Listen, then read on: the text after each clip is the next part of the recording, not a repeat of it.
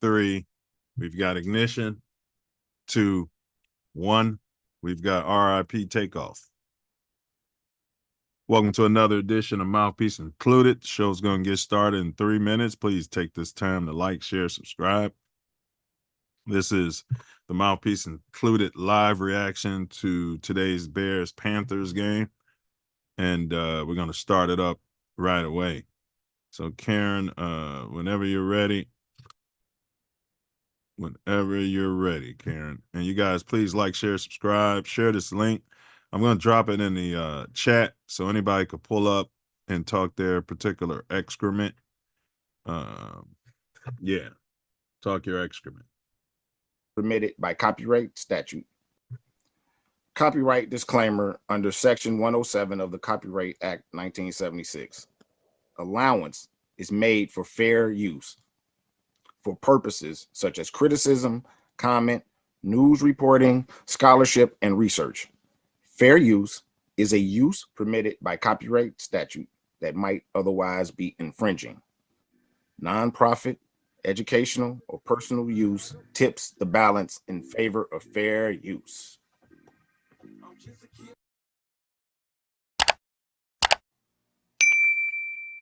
Most best like ourselves, we feel like I need a ton of reps in the preseason. For a rookie quarterback, he might need those reps. But probably when y'all come out, he's probably going to come out. Are y'all willing to play more reps in the preseason just to get him up to speed a little bit more? We will. Well, they pay us, so we got to do whatever they want us to do. That's kind of how that works. No, but we want to have a successful season, and we trust Coach that they have a good plan. And look, they've been thinking about all this for quite a while now. So whatever plan they got laid out for us to do during the preseason, whether it's in practices and games, we're going to be all for, and that's just kind of part of this process that we're in. So yeah, when they say jump, we're gonna have to say how high. So that's kind of the deal. The talent. I think he's got 4. He won 2 in Miami, one with the Lakers, and one with Cleveland. One with Lakers. You're right, 3. No, he's got 4 if you count the Lakers. So 4. I don't count the public. No, it's an answer. It's 4. Yeah, I think he's 4 and 6. He's lost 33 times in the finals, but this is not. LeBron has lost the most NBA Finals games. He's lost 33. Jerry West has lost 29. So is Jerry West the GOAT? No, he's a logo. Let's see where Jordan falls on this list. We got to go all the way down. Mike had even lost 15. We got to go down so far. All right, but anyway.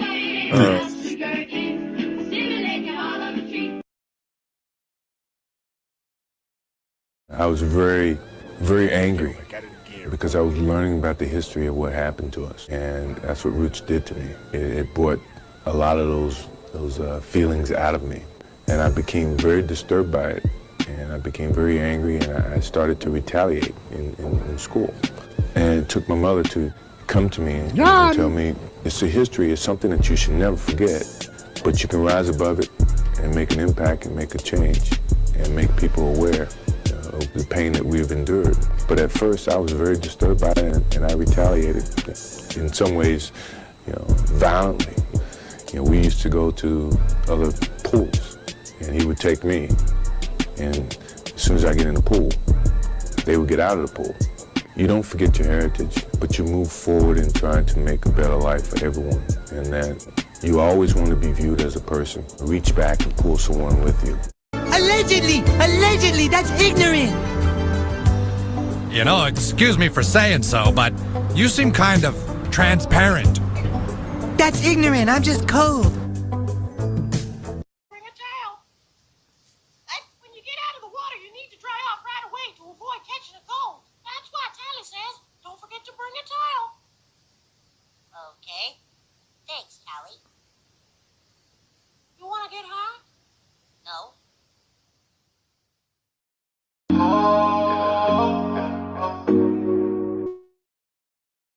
We about to get it in. Promise we'll keep it as short as possible today. Only for TATN, TATN, TATN. Better guard your grill. TATN, TATN, TATN. Mouthpiece included. TATN, TATN, TATN. Better guard your grill. TATN, TATN, TATN. Mouthpiece included. TATN, TATN, TATN. Better guard your grill. TATN, TATN, TATN. Mouthpiece included. TATN, TATN, TATN. Better guard your grill. TATN, TATN, TATN. All right, y'all. Welcome to the best Chicago politics sports show in the history of the earth. Right here on TATN. Me and the yes, sir. Welcome to Mouthpiece Included, the podcast where we talk about politics, which is a fusion of sports, politics, and everything in between. This one and the co-host, Milz the Magnificent. God's humble servant. And today we're tackling a great game. Okay? We're tackling like Brisker. You understand? You know, the Ginger Rifle came to town going up against the rookie quarterback. So we're going to tell you what we liked about the game and what we disliked about the game. And then also we're going to be breaking down next week's game when we go to the drop dead gorgeous city of London and take on the drop dead gorgeous quarterback next week. So that's what we got for y'all today. I will be dropping that Zoom link in the chat for anybody who's got the balls out there to pull up and excrete their excrement. All right. Do me a big favor though. Please like, share, repost this link. Comment as well. Shoot some comments in there too, because the algorithm is a dancer. All right. So we'll cover the hottest political topics that's making the headlines right now as well. So stand down, stand back. Take that back, Karen. None of it. You need a longer version of this song there, Jim. All right, so stand down, stand back, stand by, or pull up.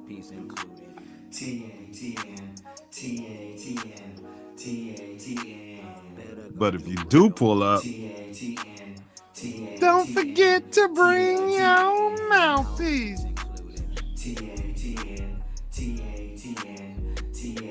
Yeah?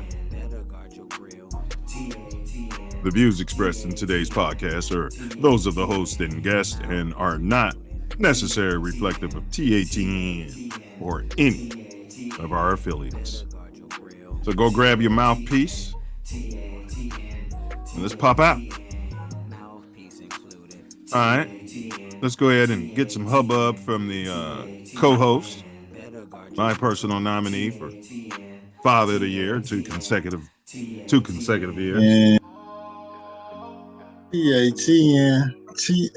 TATN. What's going on there, Bob? What's up, Jim? How's it going today? Happy Sunday. We got a Bears winning Sunday. Happy Sunday. We'll get into that. But what's going on, bro? Everything good? Out in Inglewood? All is well, my brother. All right. Good to hear. Good to know.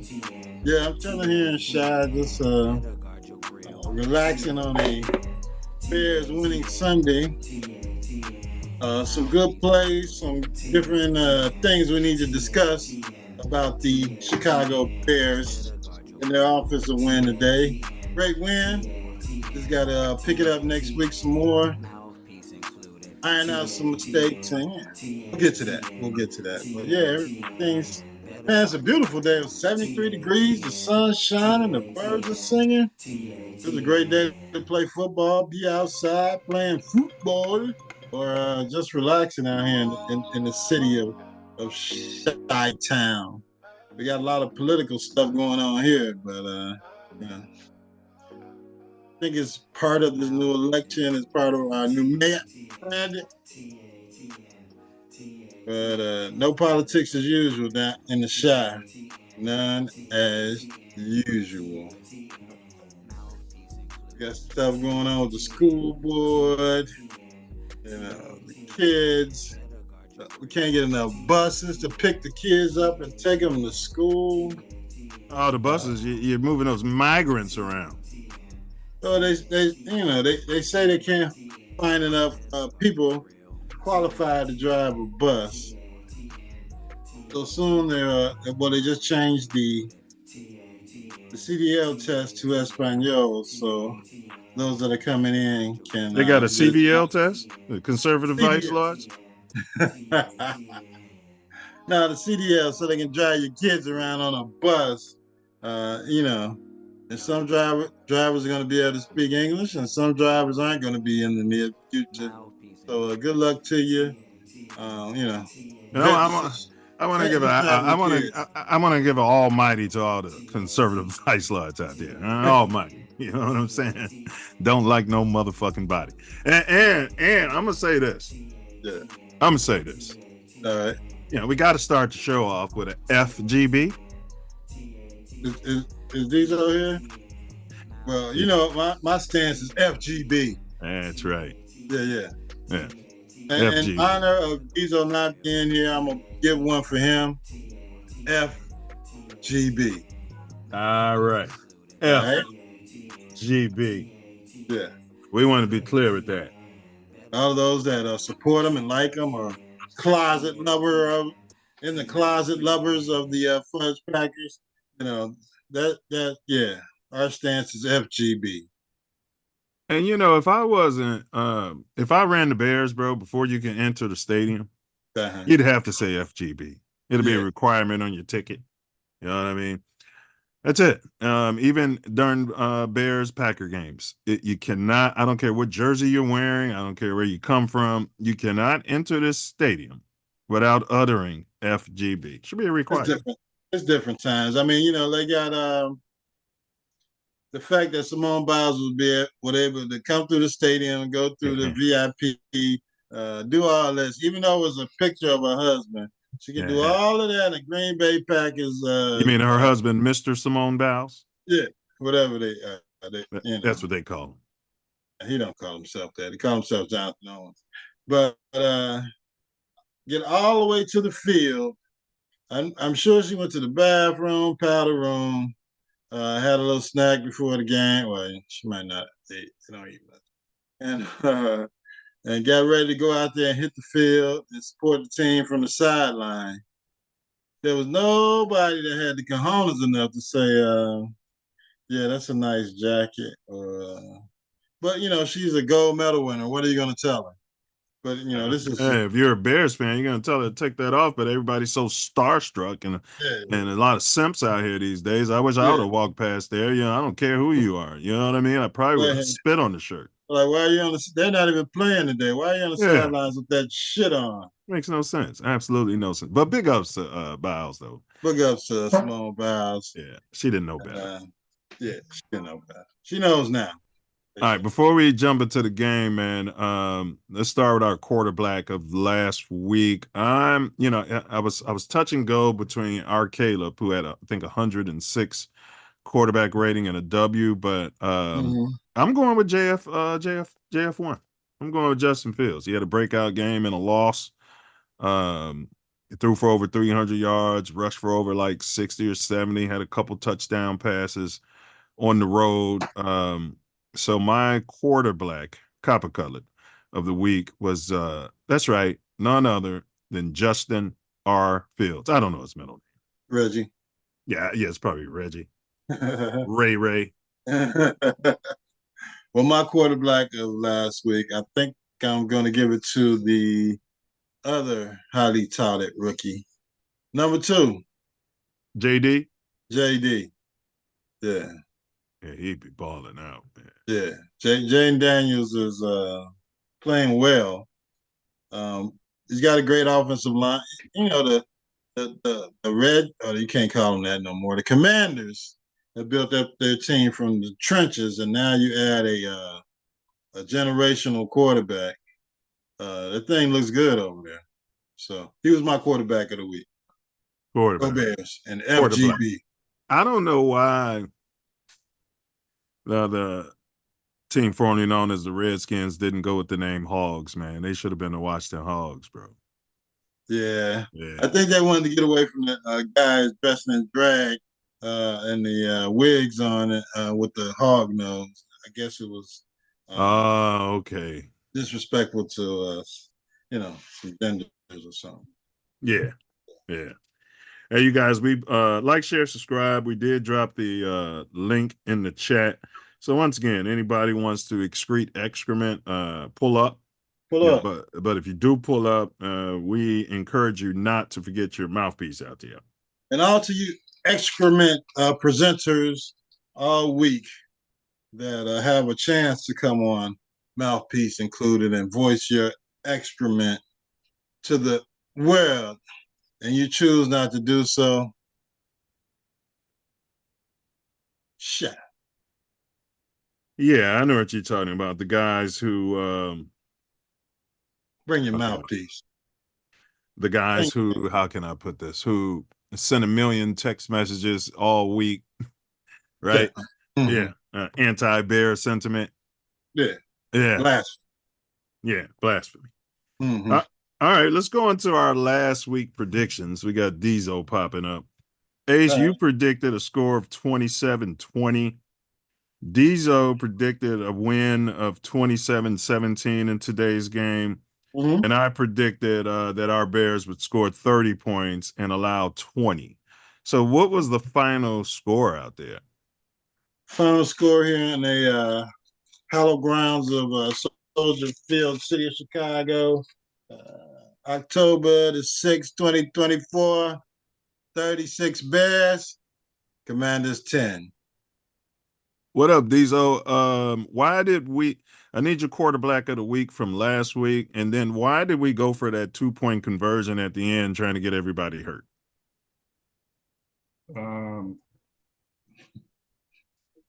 I go with Daniels from last week, and they went for the 2-point conversion, basically doing math as far as the scores. So they try to make it like, It's like a fucking video game, man. The stupidity is just beyond stupid. Hey, if you're going to do that, man, just do something simple. Try to run it. Just try to run it from the 2-yard line. Kick the damn ball and let's get to the locker room and get this damn game over with. It was windy. It was windy, and our kicker missed the extra point. Very windy. I went to the store that means you need practice. And it was that ain't he had nothing to do with him. That I'm talking about that win was like whipping. You saw what's his name miss his first field goal of the season. But what I'm saying is he's not gonna be able to practice that at practice. He needs to practice it in the game when the I see what you're saying. Yeah. Even if we miss it, it wouldn't have hurt us, and he would have been able to figure some things out for next time. Right. Yeah. Yeah. That's too close. That's closer than the extra points because they moved the extra points back like almost like a field goal. Yeah. So if you kick a field goal from there, or the extra point, well, I guess you could have did because it's still an extra point, so it is like a little field goal. But yeah, I'm saying if you're gonna go for it, just try to run it from there. Why even try to pass? So right now, you guys, if you want to, I don't want to say make money, but because we haven't been doing it against the spread this year. But me and Ace, our Bears predictions, we're both 4-1. Diesel didn't make a prediction for the first couple weeks, but he's 2-0 right now on his predictions. So that's a combined, you know what I mean, 4-1, that's 8-2, and then Diesel, we're 10-2 right now. So you guys, you can win right here on TATN if you want to make some money on the side, and you can find a sucker out there that's not going to go by the Vegas line. You can make some money. That's what we want to throw out there. All right. So let's start with the bad, because there was a whole lot of good. And I'm leaning on y'all for the first half because it's California out here. I set my clock for 9:30 p.m. instead of 9:30 a.m. and I missed the whole first half of the game. The last 3 minutes. I figured you missed it because you weren't sending any of them ridiculous texts throughout the first half. I was like, look, where's he at? I know you sleep. Hey man, you got to get to the bag though. But let's talk about it, man. Sure. What did y'all see in the first half that you may not have liked?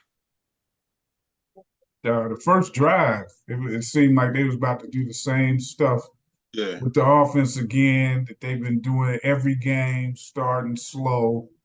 And they went 3 and out on the first drive. And it just like the other drives that they started in the games, tried to do a quick little short pass, incomplete, then try to run the ball, get 1 or 2 yards, then try to throw the ball, and you get pressured or get sacked, and you punt. And then they go right down and score a touchdown. Did they? They was up 7-0. And I'm like, it's about to be ugly to watch again for the first half. But after they went and scored, nothing else. It was like you wasn't worried. Even before the Bears scored, and it was still 7-0, I was like, I ain't worried about this game. They ain't going nowhere. So after that, it was like everything just started clicking. But he's got to come out with that's the only part I didn't like. He's got to come out. He scripts his first plays like Bill Walsh. It's horrible. It's horrible. It's just ridiculous. Scripting shit. I wouldn't care if he ran. He should use ChatGTP to script it for him. I bet you ChatGTP could script a better game plan in the beginning. Ace, what didn't you like? And then we'll keep on that, Diesel. What else didn't you like about the first half? No need to repeat what Diesel just said. If you agree with it, you agree with it. Well, they still had to clean up some of those pre-snap penalties. There's no reason for a pre-snap penalty at home by your offensive line. All of these in week 5. Yeah, motion. Damn, Azume went past. Then I'm pretty sure Cole Kmet was looking at him when he went past, and he went in motion at the same time. Ran into the quarterback. I mean, what are you guys out there doing? Cole Kmet is, I think it's on Caleb a little bit, because bro, they let us get away even in the second half. Our receivers wasn't even set yet. They snapping the fucking ball, man. Players are still moving. They let us get away with that. They're trying to go home. Yeah. That's what the officials do. But we got some chatter. I'm gonna go throw it back to you, Ace. We got some chatter in the chat. Motri, who claims he's a Bears fan, he says the Packer game is on. Allegedly. He says the Packers are in Inglewood, California, 3 miles away from me. I'm 0.7 miles away from the stadium, by the way, there, fella. Mm-hmm. Air quotes, big ups to air quotes. He says FGB. Can we get an FGB out of you, Diesel? No, man, I told you I ain't saying that stuff. I always ask me to say that stuff. Some sort of Mormon? Packers. What are you, a Mormon? I know you want to go to Utah. It's right in your backyard, right? He's a closet Packer backer. Yeah, he joined the Nation of Islam. You wants to go to Utah? Yeah. You eating bean pies? You look like you look like you're practicing Scientology. Look at you. Dante Purify said Panky looked good again. Who's Panky? Who? He's talking about Caleb. Halter top. Yeah. All right. And then Mochi said the stat said the Bears was going to win, but you didn't say they were going to win, Mochi. Yeah. Why don't you type that in there? And, you didn't say they were going to win. All right, Ace, it was on you. You were going into more negatives about the first half, and then we'll get into the positives of the first half. Yeah, they just got to clean up the you're playing a not so great team, a team that had a lot of major injuries up the middle. And so you got to come out ready to run the ball. You know they can't stop the run. And you got to come out and run, fire off the ball, get your play action working, and make the game easy on yourself, which they didn't do on the first series. They were out there dancing around and threw on the first play of the game. Run the damn ball. Get you in the second and reasonable, then third and reasonable. Even get the third down. So it's just a little bit of stuff they need to clean up. Start forming the identity early. If you know you got a team you finna jump on their ass from the beginning especially when you're out there. So wait, we deferred. Did we stop them on a 3 and out in their first drive? Yeah, but then we came out with some bad play calling. And then on their second drive, they got a touchdown. Yeah. All right. Yeah. All right. Well, let's talk about that. Let's talk about the happy stuff in the first half. Once again, I slept through it. I woke up with 3 minutes left in the first half. I was like, damn, it was 14-7 or some shit. I'm like, man, I missed a whole lot of good football. So what good football did I miss in that first half? Who was scoring those touchdowns? Bigamy. That's Spanish for talk to me. Bueno. Yeah, Caleb was doing his thing, and they was he and Moore. I think that was the first touchdown. Was that the first one to Moore? Yeah, and then they got like a couple of then they ran one in. Roshan, close ones, close right by the goal line. Yeah, Swift got going. Yeah, and Swift started running like he did when he was with Philly. Yeah, that was pretty much the ball game because the defense, they were focused on shutting Andy Dalton passing attack down. Yeah, so he means the ginger rifle. He was trying to get those short passes off, and there was nowhere to throw the ball. Yeah, they shut that down. Now they gave up a couple of runs, but then Briscoe hurt his starting tight end, and then the guy that came in out him didn't want no parts of playing football. So yeah, it was tough on him. He couldn't get that crap out there in 3 steps, and then once he didn't get it out, here comes the damn defensive line. So yeah, it was rough on the red rifle out there in Soldier Field today. And Caleb, man, he made some. I mean, you ain't gonna see it in the box score because a couple of times he scrambled and did stuff, and they got called back on penalties. I think even the touchdown run he made, and they got called back on the penalty. Yeah, that's but he was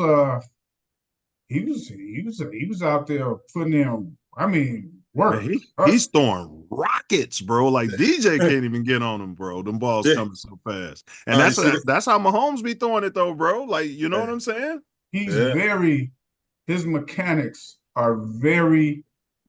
It's a dab of Jay Cutler in his mechanics. The way Didn't you say Jay Cutler was high on the autism scale? Yes, he was. Yes, he was. Yeah. But if you look at his mechanics, I'm talking about the way he'll like hold the ball with one hand and stuff. He's got a little dab of him. He's got about a full half of Mahomes in him, and then the rest is like his own little self as far as what he does. But he be out there competing, man. They said he was generational. I don't care about that. I just know he can. I know he can ball. That's what I'm talking about. No, you ain't got to be generational to be able to ball. I mean, it's okay if he's generational. It's okay. I don't like that term. What about Jaden? Is Jaden generational also? That's up to the person who's trying to dissect him. Nobody called him generational. That. Nobody called Jaden generation before the draft. Because if that was the case, Poles would have grabbed him. Except me was saying you could take him or either or. I didn't mind either one. Right. Yeah. So they're both look at all the videos. They're both generational. No, I never called him generational. I never called Caleb generational. Caleb's generational. Yeah, that's why we fired our other quarterback. We got a generational warts. Yeah, that's exactly what y'all are. Generational warts. Yeah. All right, hey, around the Central, the Vikings won over the Jets 23-17, drop dead gorgeous Aaron Rodgers. The Bears won. Jaden Daniels beat the Browns 34-13. The Dolphins won 15-10 at the Patriots. The Jags dropped those 3-color quarterbacks. Yeah, the Jags won at home against the Colts 37-34. The Colts scored 34 points. Was the color quarterback playing for the Colts today, or is he out? No, absolutely not. He's out. I told you his life expectancy will not be that long. They're trying doing to kill that stuff that he's doing. Yeah, the coach is trying to get him hurt so they can go with the backup until he's and you can count. Hey, you can count on Fields getting hurt too. If he keeps doing these runs like he did last week, he took some pops. Yeah, he gonna be right. But he's a man though. He's been taking pops his whole career. Oh boy, is a man too. And look where he's at. Richardson. Yeah, look where he's at. He's not that bright. Look where he's at. Yeah, Ray Richardson's probably poor and stupid. Then we got the He's taking a lot Raiders of big hits. at the Broncos. The Broncos are up 13-10 in the third And they in the quarter. red zone right now. They And you inside got the 10. and you got the Broncos. Ravens. They won in overtime on the I road at watched the that Bengals. game. I watched the Bengals kicker missed a. They get a turnover. Lamar fumbles a snap. They basically in field goal range, right? You know what they do? They run 3 balls in a row, get like no yardage. Running he kicks clock. the game winning field. No, they in overtime. Right. And the Ravens already lost the ball, so the next score win. Right. He hooks the kick, and then the Ravens go down and score and win the game. Hey, well, big ups to Action Jackson. You know what I'm saying? The Giants with Danny Dimes right now. The score is currently 10-10 at the Seahawks. The LA Rams are ahead against the Spoiled Cheese. It's 13-10 right now in the third quarter. Just started, and that's all we got right now. So in the second half, man, that was what I saw. I didn't see anything bad, bro. Oh, well, let me fix that. We come out there, no backs, and go hurry up offense at home, up multiple points, and Caleb steady telling him, come on, let's keep going. Like, it was working, don't get me wrong, but I disagree with that 100%. And then when we get down on the goal line, we keep trying to give the ball to Swift down there. You saw at the end of the game, we gave it to Roshan, and he simply ran the ball in there. Yeah, got behind heavy jumbo and ran the ball right in there. Yeah. They try to reward, you know how they try to do. They try to reward the back who gets you down there. And then if you don't get it in, then they go to plan B. But they were gonna get hurt. But they didn't go to plan B. Oh, well, we had lost yards by then, yeah. Yeah, they just try to hook them up for doing all of the grunt work. And then if it don't work, then you fall back and let the other person do it. But yeah, the second half, they was look, I don't have a problem with him running that hurry up because Caleb's at his best when you do it. The difference is, though, is that you don't have to snap it. It's just a thing. Correct. Without you saying you can still let that clock run a little bit. Keep that defensive personnel on the field. And you can do all your changes to whatever they're in and adjustments off of that. So, yeah, I don't mind him doing that. Just and run the ball. You can run the ball doing that. That doesn't mean you got to pass. Run the ball. That's all they got to do. You can't run the ball out of no backs. Yeah, you got to have back. Yeah. That's for the threat of the run when you're up 3 scores. That's when we should be going to the play action and the hurry up offense. You can, like you said, in the muddle, you can still muddle it up, fake it to whoever, and throw those little dinks. But it was working until they got down there in the red zone. Yeah. Red zone is a little it's a little tight for them. It's a little What's tight. wrong with Cole Kmet? Man, I've been the last 2 weeks. Cole Kmet is afraid to take hits. That's what's wrong with him. He's afraid of football contact. Let me finish. When this guy catches the ball, he falls down, and I would have been pointing that out for 3 weeks to his ass in the tight end room. You need to turn your ass around and get these yards, bro. I think he got hurt in that. Remember that game he took just like 2 games ago? Remember he took a hard lick? I thought they were taking him off for a concussion to evaluate. Maybe is he on the football field or not? He's been on the field, but I don't think he's been like 100%. I thought he was hurt in that game. Man, so you're saying he's concussed? He's afraid of getting hurt, bro. It's obvious to me, man. He be catching the ball. If you want him, if people want to put him on the when list, he went straight down and nobody was buying. He does it all the time, man. Yeah.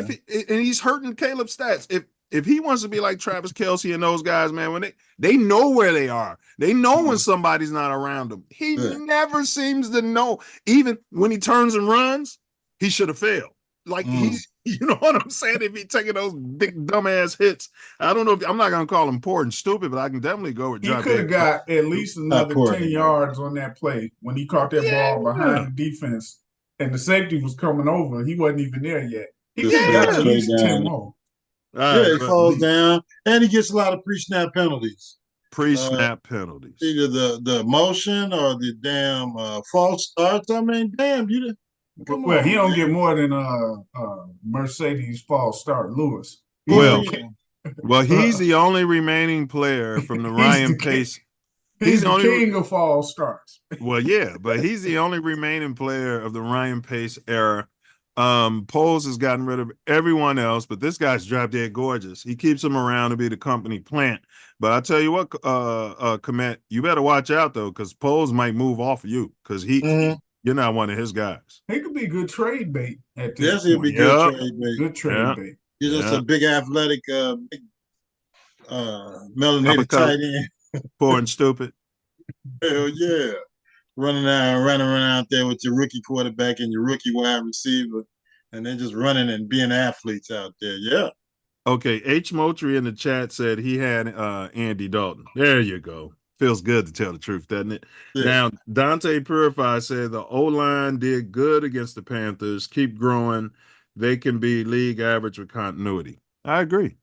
Yeah. Well, that's all they need average this year because it is what it is. Now, when we can improve or upgrade next year, then you're going to be looking for more than average because you got players that are going to be leaving, and hopefully you're drafting some guys to come in and be studs on your offensive line. Yeah, at this point, you could take second, third, fourth rounders, add them to the mix so you can have that rotation. Yeah. But I like the way it's coming along. He also added something we talked about, Ace, in the pregame. Brisker looked woozy on that one hit. Oh, yeah, definitely. He got his bell rung, but he gave it before he got it. Because that dude went straight to the I was talking to my son. I was like, you probably going to the blue tent now. Oh no. Matter of fact, he going to the locker room. Emergency room. Yeah. That guy. They didn't talk nothing about him after that. That's not right, man. This dude took one for the tent. Maybe because he fumbled. You know, those NFL players don't like turning the ball over. Oh, yeah, and then you could act like you hurt. Yeah.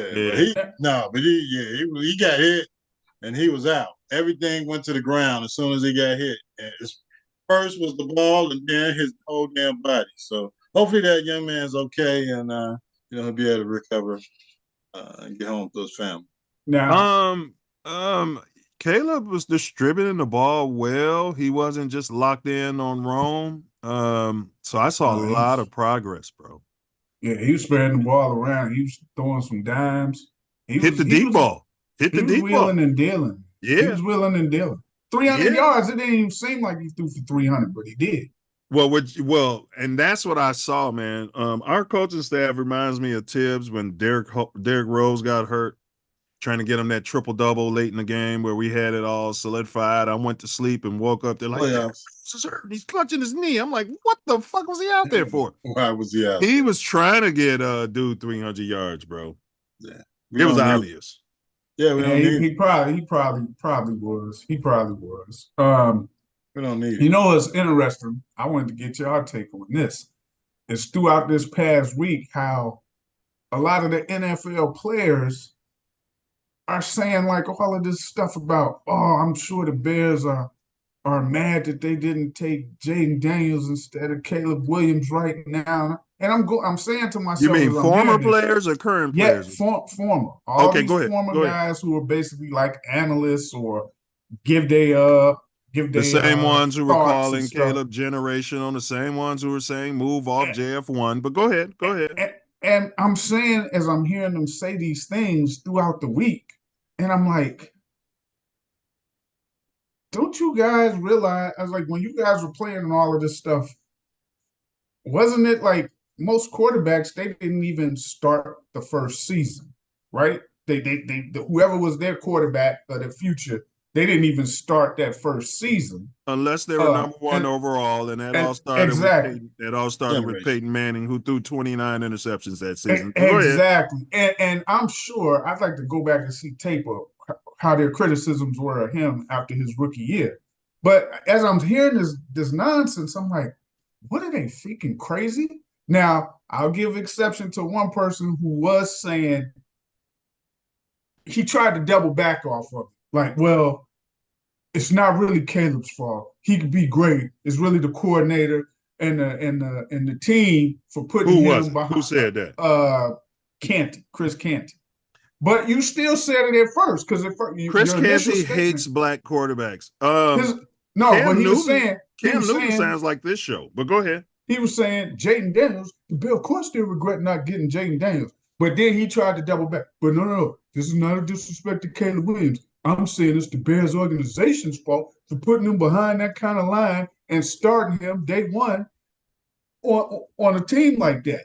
But I'm like, but how can you make a statement like that? And it's like 5 games into the season or careers for both of them. That makes that's just a dumb statement.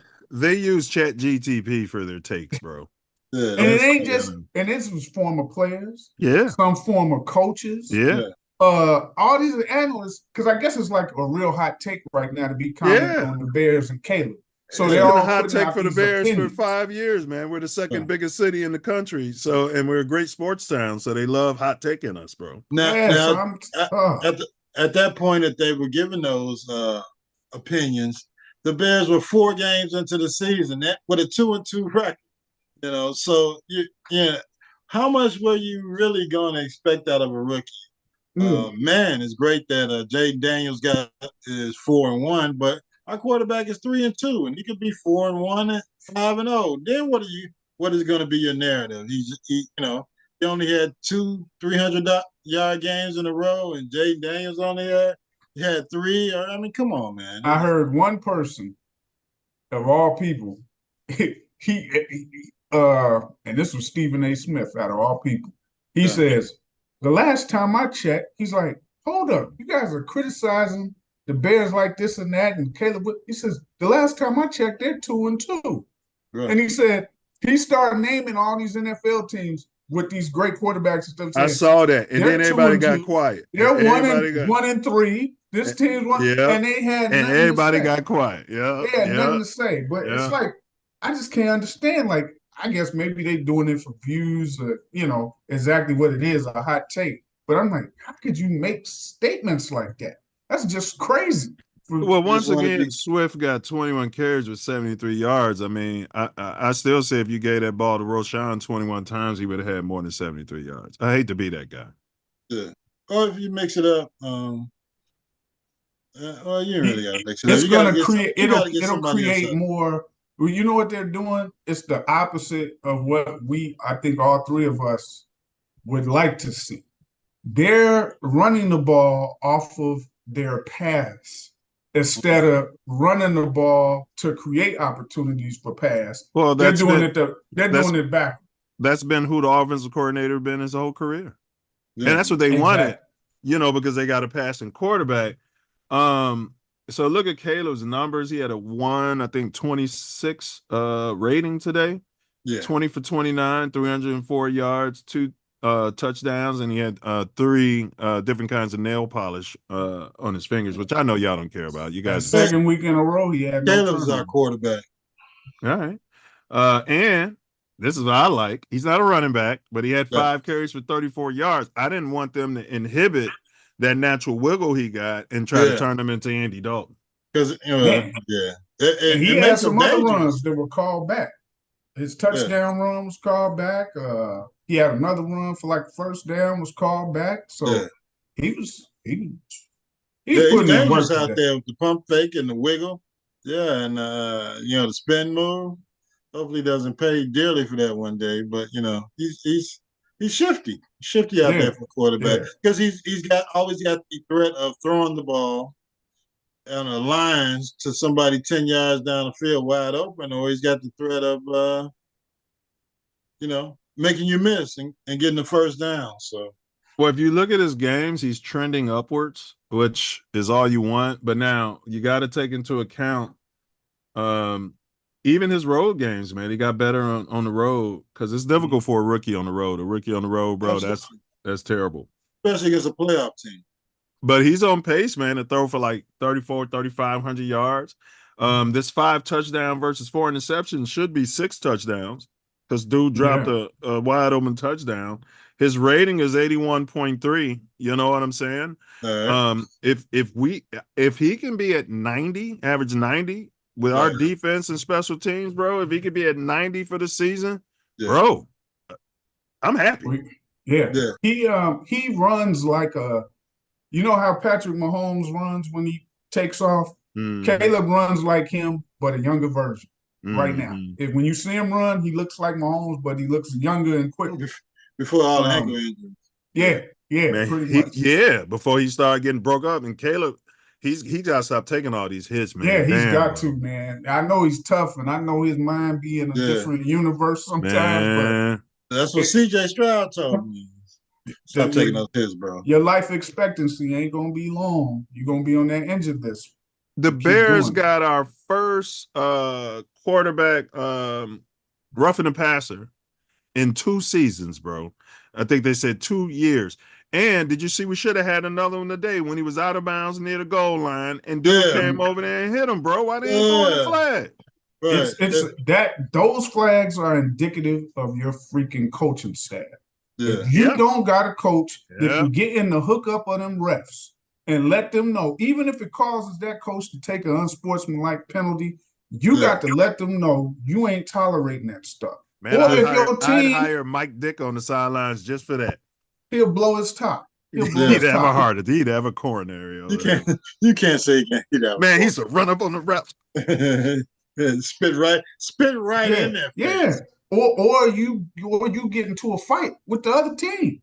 Yeah. I mean, when they're hitting them late like that, you got to let them know you're not tolerating it. We did get in a fight with the other team. We did. It was like after a score, though. Or was it a score or a sack? Something. I know it was something in the end. I think it was a score. Touchdown. Yeah. Hey, Purify said Herbert, Tevin Campbell, Bourne, and Jalen are pace picks. Very true. He hasn't cut either one of them. He said he hates that I'm that guy. LOL. Yeah, I hate to be that guy. You know what I'm saying? But it's the Virgo in me. You know what I mean? I just hate to be that guy, man. There was a lot of shit.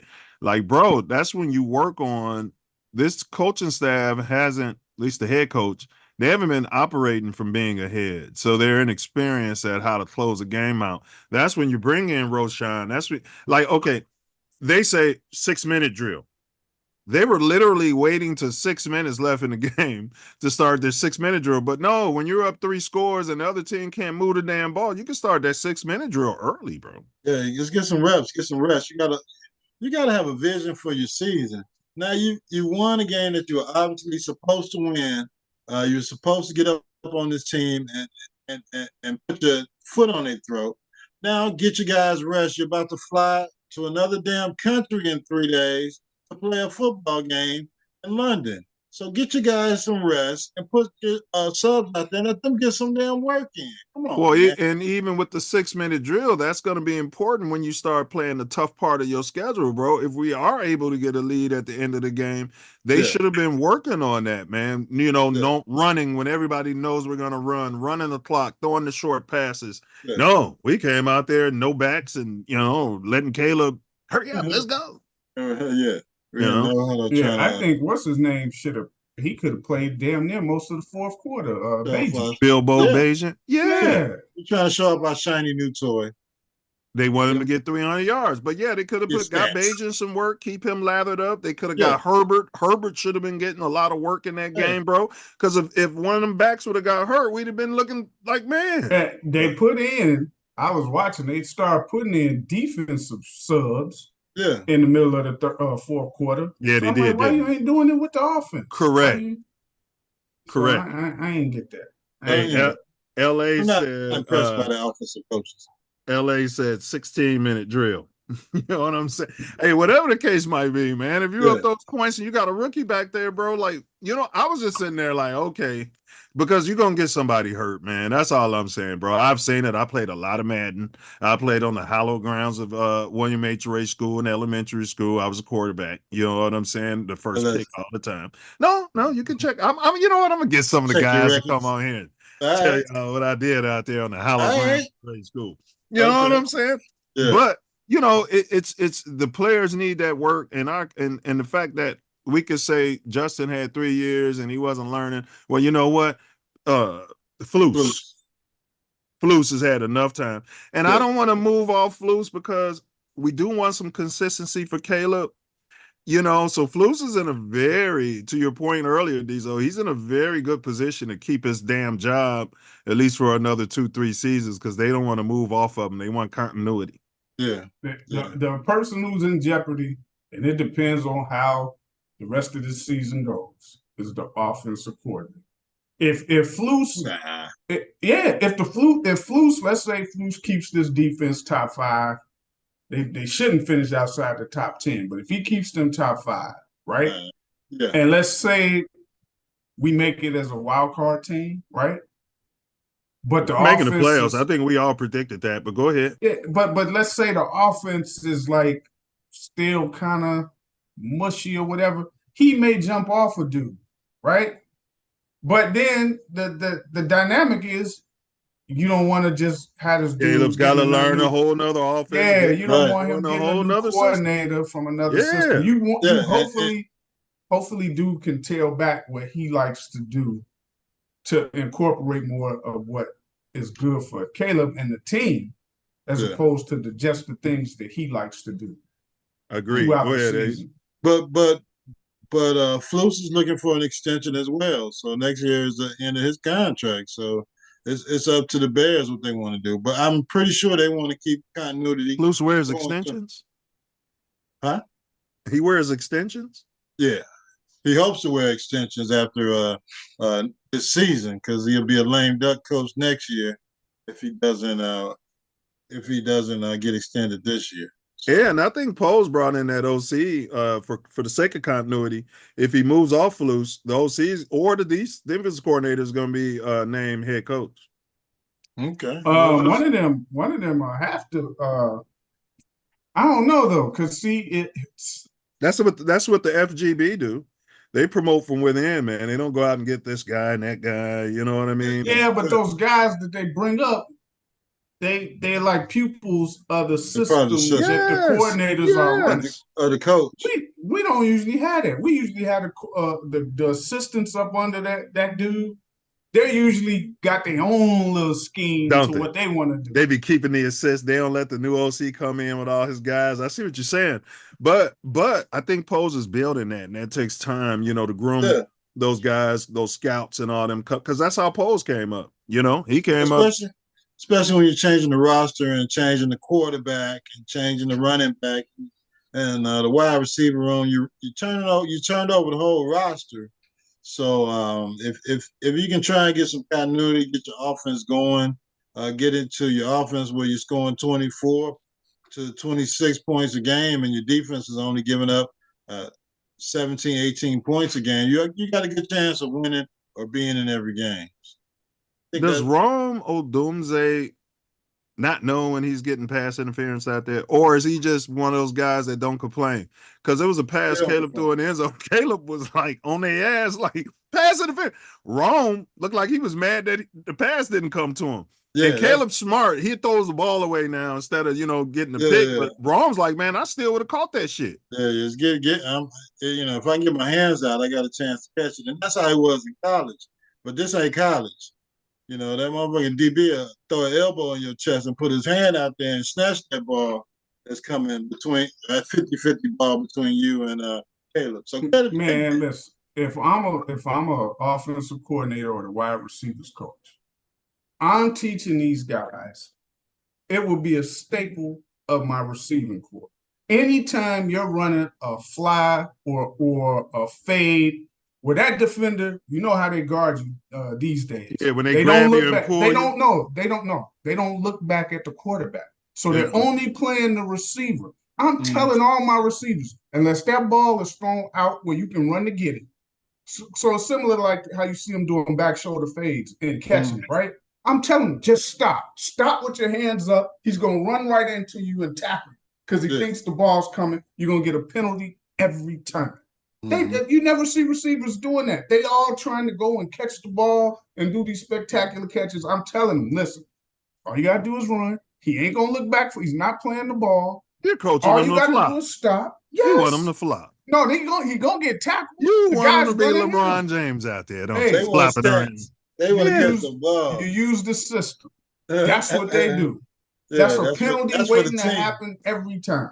And you don't see it throughout the NFL. That's what you tell your third, fourth string guy. Hey, I'm telling, unless that ball is placed out where you can run under it, run it down. That's what you're going to tell them. Just stop. They're going to tackle you.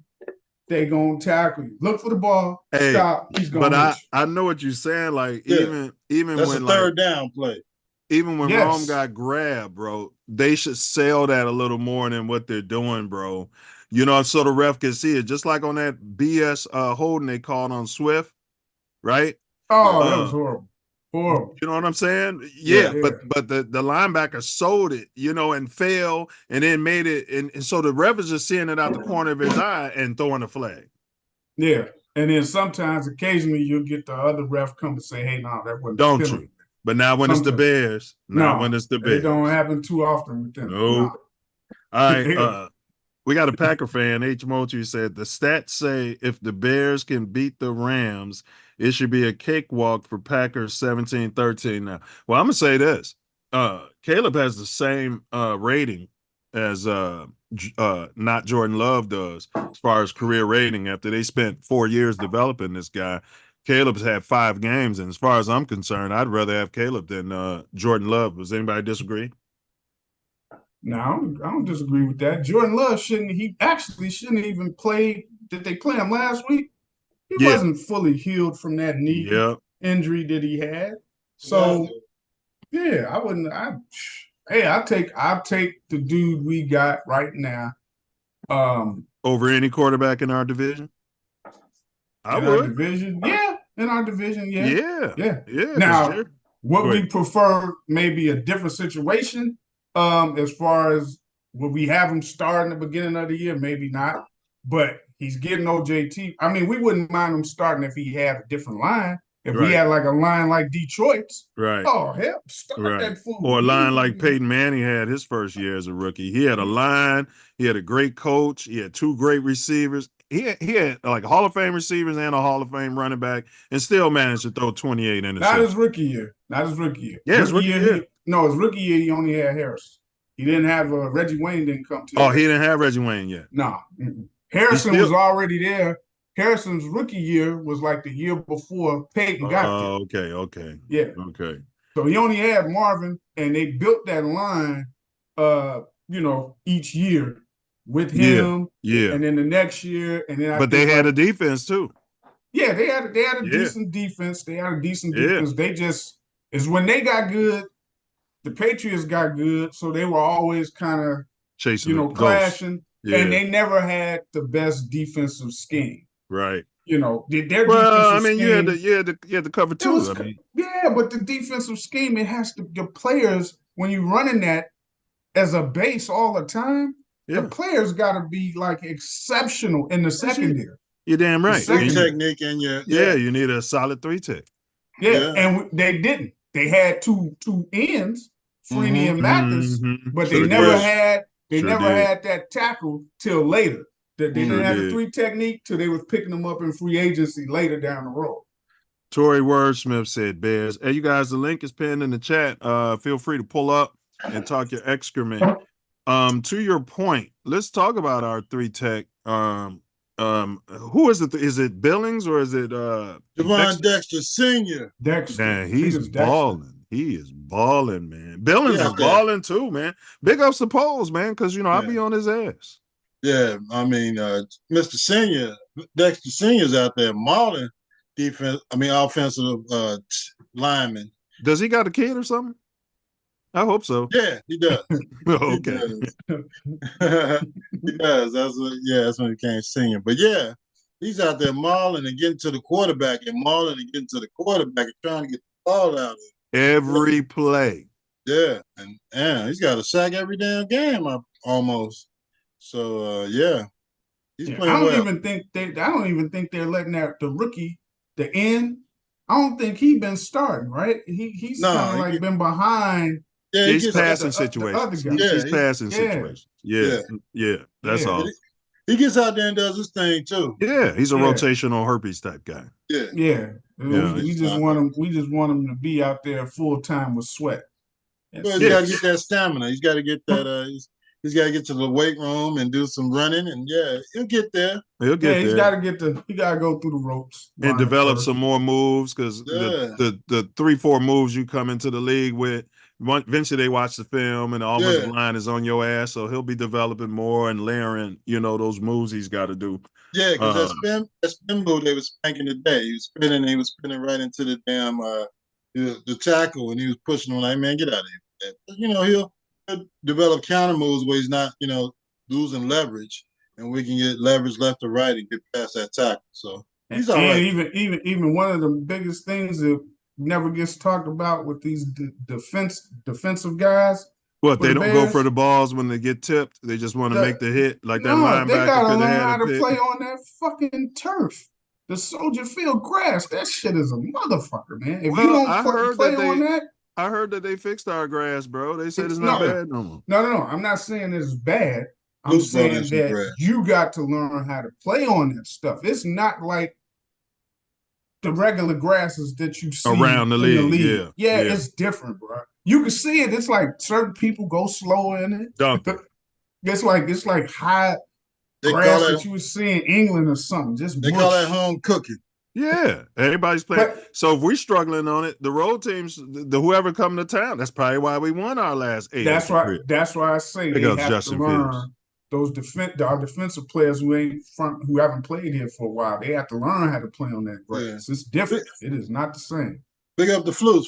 They said Flus is the one that brought that grass into Chicago once he became the head coach. He told the general manager, we need some new grass, and this is the kind of grass I want my Bears to play on. So they changed the grass. And it's better for the elements, they say, and apparently it's better for the team because they won 8 straight at home. So if he's not a good head coach, he can at least be a defensive coordinator and grass coordinator for your team. Yeah, you can put him in charge of the grass, man. You know what I mean? And make him a consultant. Him and Poles can be butt buddies, until the end of the world. All right. What else about the game? Because I want to go ahead and push on to next week's game in London. Drop dead gorgeous. Drop dead gorgeous game against it. I mean, the Bears played well. I wish some more guys would got some time in the waning moments in the fourth quarter. Just put them out there and, put them in some situations. Even when Carolina was still contending, they were still down 3 scores. So get them fresh for that long journey to London. Yeah. I mean, you got a chance to put guys on the bench in the third quarter and get your reserves some work, and I think that's what you should do. But that goes back to your coach not having a vision for your team for each game or for each quarter of the season or before a trip to London. That hey, we get a big lead. Yeah, we're gonna rest some guys and get ready for this trip out to London. So. Has he ever had a big lead? You know what I'm saying? Yeah, and he used to blow him though because he didn't have no talent on D. Remember, we've had some leads with Justin, and then they come down, and you know what I mean? Yeah, but come on. You got to work on some stuff. You got a generational quarterback. You're out there running him around like he's a rookie. And that's been one of my big things is a good team, when you're going into the fourth quarter, if it's a close game, whether you got a lead or you're trailing or it's damn near tied, offensively, can you either put your team where you put them away, whether it's get a first down and the game over, where you don't have to punt and it matters, or you go down and leave it up to you kicker to kick it, or you score a touchdown, that type of thing. That's what good teams do on the offensive side of the ball. We didn't kick a field goal, did we? I don't think we did. I think One thing about him, bro, hey, I'm gonna say this, man, with Justin, we was getting a lot of, field goals and stuff like that. Yeah. Caleb is looking for 6. You can talk your ass off. He's looking whether he gonna run it in. They called that shit back. He fell on the ground, and you know what I mean. He didn't do the slide like Justin. I'm like, look at Halter Top out there. I thought he was gonna take his jersey off and show us his tits. Yeah. Hey, he like I said, he got his own little mind out there. He be trying. He trying. Yeah, he want to score. I mean, that's what they went out and got him for. Caleb is our quarterback. He's generational, and he's developing week after week.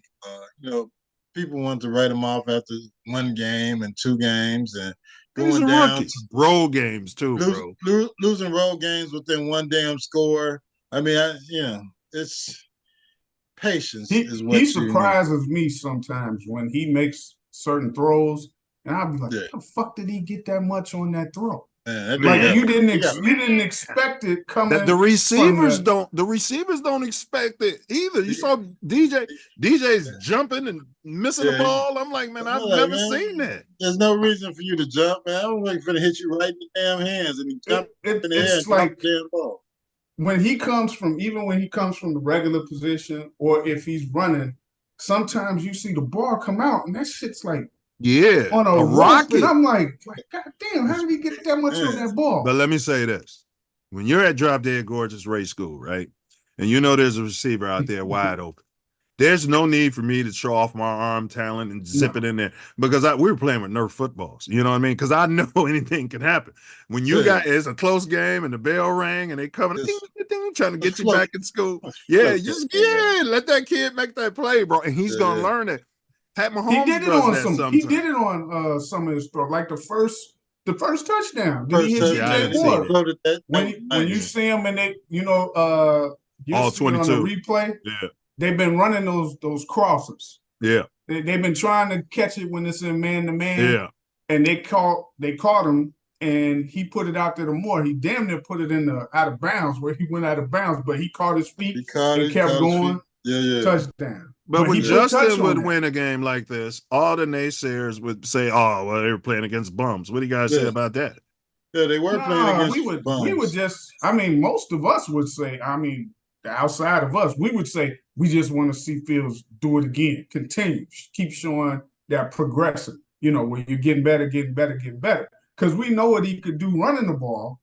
We just wanted to keep seeing him throw the ball and making good reads. Processing. Yes. Hey, me and Ace was talking about when Caleb got up there doing rookie shit, and that center turned around like, "No, I got something else," because he was trying to get the ball to his butt buddy Roma Doomsday. Yeah, he's like, yeah. He's like, no, it's not fucking fight. Yeah, that's dope. Yeah. Dante said, "I was hoping Zach Pickens would flash this season," and then he said the wind was howling. Caleb said post game he had to put some heat on it. Yeah, that is a great point, Dante.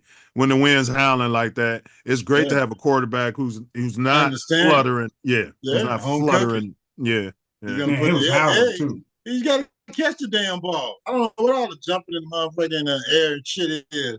That's a good point, though, man. When the wind is blowing like that, that's a good point. You can't loft too many. Can't mess around with it. But I think he surprised DJ on that second touchdown. Did he hit him in the end zone? I don't think DJ thought that ball was coming on that play. And it came at him quick, too. That's part of them getting their timing and trust together. Like, hey, he can get it out there.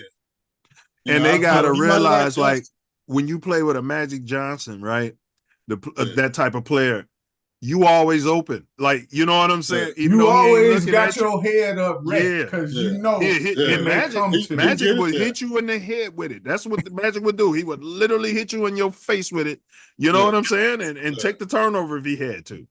And once Caleb realizes, I think he's starting to, that DJ Moore is a soldier. He's when I say a soldier, meaning he don't leave the game easily for anything, right? And he'll make catches, he'll make runs. So as he keeps seeing that, you're gonna see him kind of be like, "Hey man, ain't wrong. I mess with you, man, but this dude." Why hadn't he seen that? Because he's spending too much time painting his fingernails? No, he's probably valid question. When you're a rookie, you come in with another rookie. Safety blanket. You get more camaraderie with the rookie. Because remember, these guys felt a certain way with JF1 leaving. And he grown, man. And he got a family. It takes a little time.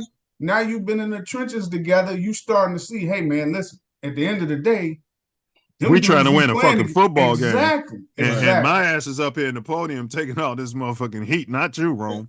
So I got to get the guy that's going to get these touchdowns. But DJ made a comment about Rome last week. DJ said he was running a route He said he was wide open, and your boy Caleb didn't hit him, but he did get a completion. It was third down. He said Rome make him feel like he's walking, bro. They said Rome do everything at full speed, every play, regardless if he's the first, second, third, or fourth option, bro. No, that's good. Did you see the play? Did you see the play? It was more was like on the fly, but on the play they know he's not going to get the ball, but it's basically was to clear out the other guys. And when the other dude came across and caught the pass and we got a first down, DJ Moore was like, he was all pumped. Because sometimes that's what you got to do, depending on the play call. That's what the play call, yeah. And as long as they move the chains and everything, I think everybody is pretty much happy. It's when you force the ball in there. There was one where he forced it in after his reads to Rome. And how are you processing? Because I think he's just doing shit. Because he was making his reads, and Rome was his third read. And he was double covered when he threw it in there, bro. Like, how the hell did you decide on that? It's because you predetermined and you was going to get the ball to Rome. And one of the announcers made a good point. He said, listen, when you get to your third or fourth read, that's when you don't got time to be effing around. You got to howitzer that ball to your third and fourth read because the defenders will be done got on him or covered him. And he wasn't talking about the check down. He talking about a receiver or a tight end. If they and that's why I was double, because that safety had worked this way. The safety's watching you process too. That's what you're saying. Yeah. You got to steam it. You got to steam it when you get to that third or fourth read. Yeah, but they also said that, once you get to those later reads, the great quarterbacks, they would see those first, second, third progressions. They weren't there. They would check down, and then they move on and live to fight another play. Well, yeah, the good ones who, and who's got experience too. Yeah, because that play they gonna hit the check down quicker before they even get to that third or fourth read. That play he got hurt on. Everybody in Inglewood heard me. It was like I was watching Justin. When he got tackled and he got up and he was ginger. You know what I mean? Yeah. Bro, he held that ball for about 7 fucking seconds, bro. He was looking at the line. He was stepping around him and all that. He was like, I still got time? Okay. He's starting to feel himself. I mean, he's feeling that he want to be special, but you don't have to be special all the time, especially when you're up 3 fucking scores. If the coach won't get you out of the game, you need to be making some damn business decisions. Thank you. And the only time Mahomes, big ups to Mahomes, is doing that is when it's a big game. You know what I'm saying? It's a third and something in the fourth quarter. Then you got to make a play. Yeah. We play Carolina. You can't be doing it. Yes, exactly. And you're up 3 scores. Don't get hurt. And look, if you've been watching Mahomes this year, he ain't played that well overall throughout these games that they've had. He's struggled definitely by his standards. Yeah. But the key thing that you always hear me talking about is the good teams, when it's on the line, in the fourth quarter, late in the third, they execute. He executes. Yeah. And that's what I'm like always preaching, man. Like, hey, you make it where when you lose the game, it wasn't your fault. We're not going to look at you. Right. And that's what Magic used to do. Magic used to hit them motherfuckers right in the head. And I didn't do that when I was a point guard, bro. If motherfucker wasn't looking, I should have been hitting them right in their damn head so the coach could talk to them like, get them out of the game and get somebody that's going to catch the pass. Yes. Or you're going to catch the next time. Right. All right. So y'all got any final thoughts on that game? Because we're going to talk about London week as we close out. Let's get to the next one. Close it out. Victory Sunday, going to Victory Monday, and they'll be on a flight on Tuesday. So, hey, let's get on to the next game. So I woke up and I see I go online. I'm going to look at the lines for the spreads for my bets. And I was like, what the fuck? It's a game going on right now? Yeah. Jets and the Vikings. I was like, bro. I gotta wake up at 6 a.m. next week to watch this damn 6 a.m. police at my door. Fresh Adidas squeak across the bathroom floor. All right, Trevor Lawrence dropped dead gorgeous. He was 28 for 34 today, 371 yards, 2 TDs, 1 pick, and he was able to run for twice for 4 yards.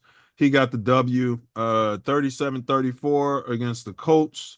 So they're 1-4. We're going to start out with our predictions. Ace, give me your score on this game. I'm going to text you guys so we can have the have the history of it. My score: Bears 30, Jacksonville 17. Wait, 37. damn! You got the Bears scoring 30, and okay, all right. Hold on, let me get this over here to y'all. All right, Terrence, Ace, and Diesel. All right, 30-17 is Ace's prediction. All right, Diesel. Who the hell can Jacksonville score? 27-18 Bears. 27-18. Yeah. I'm so happy that Jacksonville won today, because teams who don't have wins, they are desperate and they will go all out and play like it's the Super Bowl every game till they get a win. So I'm happy they won today. So now they got that out of their system. They get fat and stupid all week. Yeah. So you said 27 to what? 18. That's a weird score, but I'll because roll our defense tends to make teams have them weird scores. So I'm gonna say 20. And our head coach, 18. our head coach tends to go for 2, and you know what I mean. I don't know. He doesn't respect the kicking game. Nah, he doesn't. That's why I don't play the field goal props no more for the Bears. Well, the Bears are going to be feeling themselves. So I'm going to go Bears 24, and then I'm going to agree with Ace with the drop dead. No, it's going to be closer because they're used to being out there. I got 24-20 Bears. Now, you guys remember, never mind. Scratch that. We got some, hold on. Cosmo, I don't know why he won't put it in the chat. Big ups to Cosmo, though. Great artist, you guys. He does murals all over the city of Chicago. Don't know why he hasn't, done a mural of me on the hallowed grounds of Drop Dead Gorgeous William H. Ray School. You know what I mean? Yeah, I got to pay him for it. Yeah. Cosmo said, I hope these cats are more than fair weather players, but he says good game. I think he's one of those. He's one of those Bears fans that have become jaded over the years. You know what I mean? Yeah. Because a lot of people are these same old Bears. You know what I mean? Like, you know what I mean? Yeah, I hear with a rookie quarterback, pretty much a rookie head coach, a rookie offensive coordinator. They got to learn how to win. They got to learn how to, process a win. You see, your coach doesn't even have a damn vision of what to do when his team gets up by a few scores to rest for the next game. So they got to learn. Everybody's still learning on the job. Unfortunately, for us, our coach is learning on the damn job, and all his minions can't tell him that, hey, we need to get these guys out of the game. We need to start rolling other players in to get some rest because we're going to London next week. So, Mochi said keep Ray Richardson. He calls him Colored Richardson. He said keep Ray Richardson on the bench. But go ahead, Diesel. No, I was just gonna say if the coach, his going through this learning thing done cost us some victories. Because he done cost us some victories last year. Probably cost us at least another one this year. Yeah, he, so we hopefully we get through that. We go despite his process, we can still get through it. All right. Well, in the chat, we want to see y'all predictions. Dante, he said he's got the Bears 29 and he got the Jags 22. He said they better not let Brian Thomas Jr. get deep on them. Yeah, our Bears, man, we like jump stuff. Like Gordon, I was telling Ace in the pregame before we started. I was saying he's overrated. He's great at blitzing and all that, but he's supposed to be your nickel package guy. And that's what they're coached to do. Like if it's 3rd and short, jump it. But man, he blew that coverage, man. Thank God the safety was able to make that play. That was on him, man. I don't need to wait for the all 22 to see that. It's okay. You're only gonna score 17 points, 18 points against the Bears. Yeah. All right. So that's our predictions for next week. Before we move off, y'all, and get to the final words, I wanted to ask this because the national media, our local media has been talking about it. Who's your MVP for the Bears right now for the season if you had to do it right now? It's a great question. Hard to determine. MVP of Game 5 Bears now. No, not the game. Yeah, the MVP of the season. That's what I'm talking about. Yeah. You're in the process of learning how to win as a team. First, your defense got you out there and held it down so you can try and win your first 4 games. And now your offense comes out and have a stellar game against let's say they had a good defensive plan against a subpar team. Who's So your now MVP so far this season, Ace? Oh, You had to pick somebody. And you guys can say, hey, the defensive MVP is this, the offensive MVP is that, and then we'll try to figure it out. I'm going to go overall. Mine's the overall. Yeah. Cornerback 1, Jalen Johnson. No, I mean on the Bears. The Bears MVP. That's what I'm saying. Jalen Johnson. Okay. Yeah. They don't even throw to his side, bro. And the rest of plays. And the rest of that helps the team because most of the action is on Tariq Stevenson's side or somewhere in the slot. So I was thinking that too when I was go ahead. I was thinking that too, bro. It's just overlooked because you don't hardly see him. He don't get the action. opportunities. Yeah, I'm going defense too. Yeah, I'll pick him right now. You know. So you win with Jalen, and you going with Jalen, Ace? No, I'm going with Javon Dexter Sr. The line, okay, tackle. That's putting pressure every week. The guy who they said needs to learn how to jump on the snap quicker. That was the knock on him. That was the knock the Pinks game on him. Why he slipped to the second round. He was just reacting. Now he just got to go. Well, he's going right now. Yeah, he's going right at the other team's quarterback. I don't know what he doing, but he pushing every back. I be watching every play. If he can get a jump on the snap, he'll be even more dead.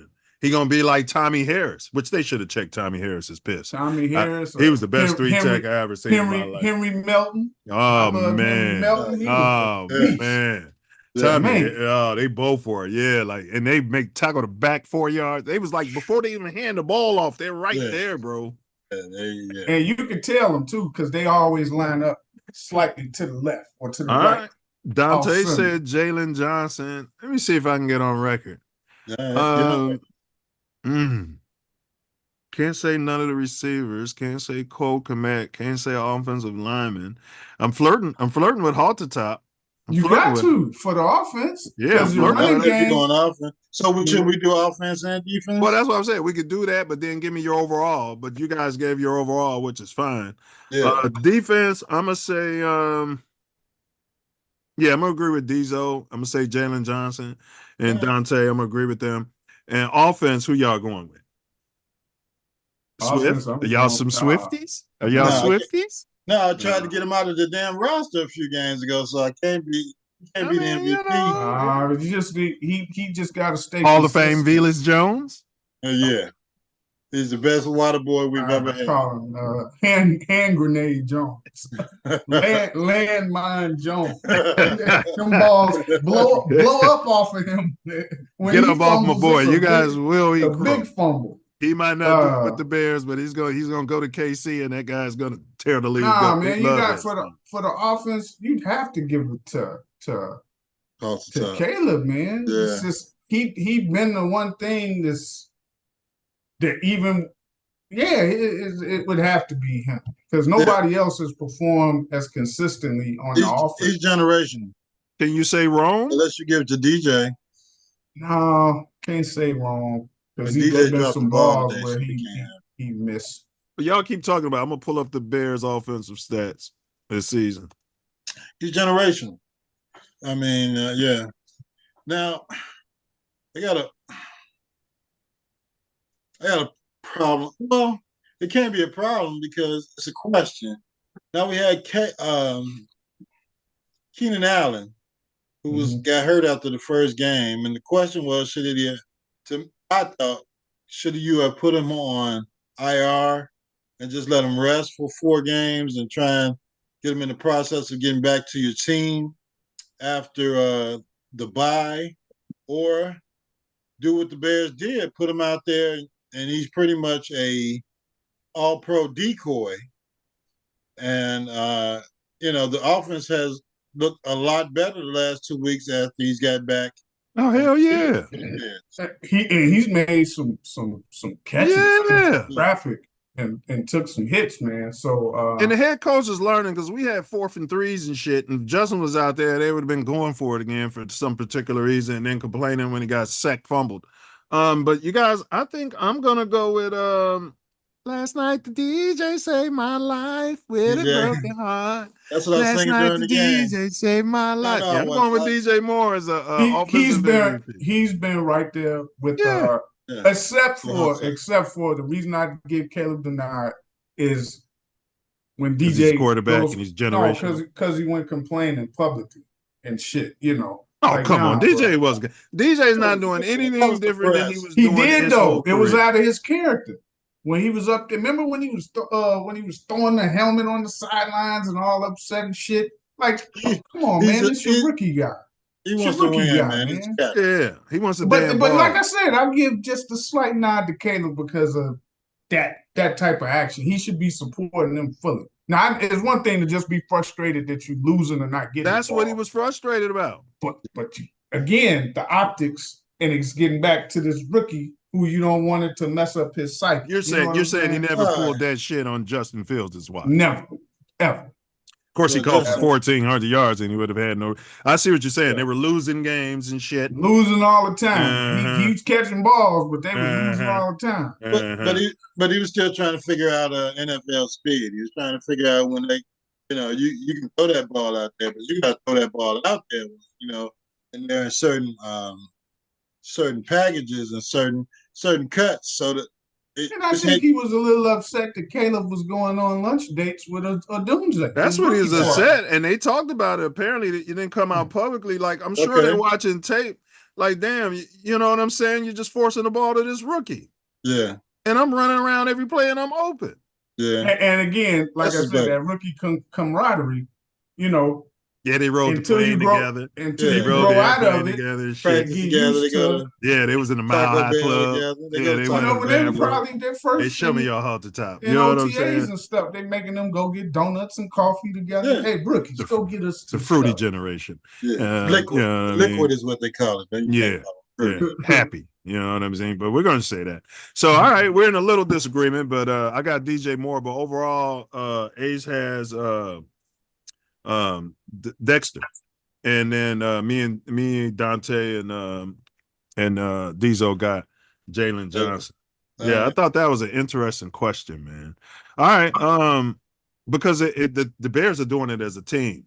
Yeah, and that's how you got to win. That's what me and Ace have been saying for 3-4 years. Yes. When the winning and losing was a quarterback. Yes. I mean, come on. You can't play chess with one player. And when you're doing it as a team, you're going to blame the king every time. When you do lose, it can be easier to say, like we've been saying, hey, when you lose a game, you want to be able to say, hey, man, that wasn't our fault. Right. Hey, we didn't lose because of the defense, or we didn't lose because of the secondary. Right. We didn't lose because of the receivers or the quarterback. Right. You want to be able to say, hey, we did our job. Right. Wasn't our fault. It was a damn stupid ass coach. Exactly. But y'all cool out, man, because we can't move off. Everybody knows how I feel about Flus, but we need some stability. No, I love Flus as what he is, a defensive coordinator. He's a coordinator. He's a great defensive coordinator. To me, in my opinion, he is not. He's got the hits principle. Oh, we didn't talk about the fight. They don't talk about finally punched back. The hits principle is old. He doesn't talk about that anymore. I sent y'all a text, bro. I said, man, the Bears culture is getting punched in the face and not doing nothing back. But then the Ace pointed out, and I saw the replay. Richard Pryor, he threw a punch back, bro, and I'm happy. Yeah. Left-handed jab and got him ejected. It's going to cost him some money. But he's never had a fight before in his life. You can't punch somebody in there and not look around. You know what I mean? You punch somebody and then you get pushed by a little guy and you fall, bro. That's how you get your ass whooped in the city of Chicago. Yeah, keep your head on the swivel. Yeah, you got to keep Come on, they tell you right there on the TATN Mouthpiece Included every damn show. Keep your head protect yourself at all times. Yeah. All right, y'all. Any other words before we get to our final words? Anything else in the world of sports and politics y'all want to talk about? Because we had Mayor BJ, Brandon Johnson. He's trying to change the world. Yeah. No, I don't want to talk about it. All right. All right. H. Murtry said the Packers coach is 4-0 versus his mentor coach for the rent. All right. Nobody gives a shit about the fucking Panthers. All right. Whatever piece of cheese they ramming up your bum, just keep it up there. And we don't want to hear about FGB. Yeah. All right. Dante Purify said, no shame saying halt to top. He's looking good. I agree. We've all agreed that he can do whatever he wants to do if he keeps throwing those lasers out there and having a quarterback rating north of 100. Yeah. I don't care if he wears a mini skirt every day at the post games. What kind of purse he carries to work? Yeah. But how about Merce? I'm sorry. Yeah. When is Velus Jones going to get back out there? He's going to the Hall of Fame. Hall of Fame Jones. Those are coaching decisions, and you guys, we all agree that the coach is an idiot. So, that's on the coach that they can't figure out a way. If I'm gonna say this: if Velus played for Pat Mahomes, Mahomes would be making Velus look better than he is. I'll put it that way. Well, no, he would have been cut or traded by now because those explosions that he's having. He's on a rookie contract. No, they don't move like that. Last season, they receivers were dropping every fucking thing in the first 4 games, bro. His thing ain't drops. His thing is fumbles. That's on the kickoff return. But if your imagination tells you the only thing this guy can do is return kicks and punt returns, and you can't figure out a way to slot him in your offense, that's what I'm saying. Because he makes plays when you put him on offense. So you're gonna punish him because you know what I mean. He can't cook steak. Yeah, if he can't, he's burning a steak, he's overcooking the steak, but he's baking very well. He's baking the desserts, and you're not going to put him in the kitchen and put him off the top and make some desserts. I haven't seen him doing things as a receiver. Oh, come on, he's a scat bat. You have seen him make plays. No, I say as a receiver. Why a receiver? Because he's a rent type. What else you going to use him for? Dennis Gentry. He's a poor man's Dennis Gentry.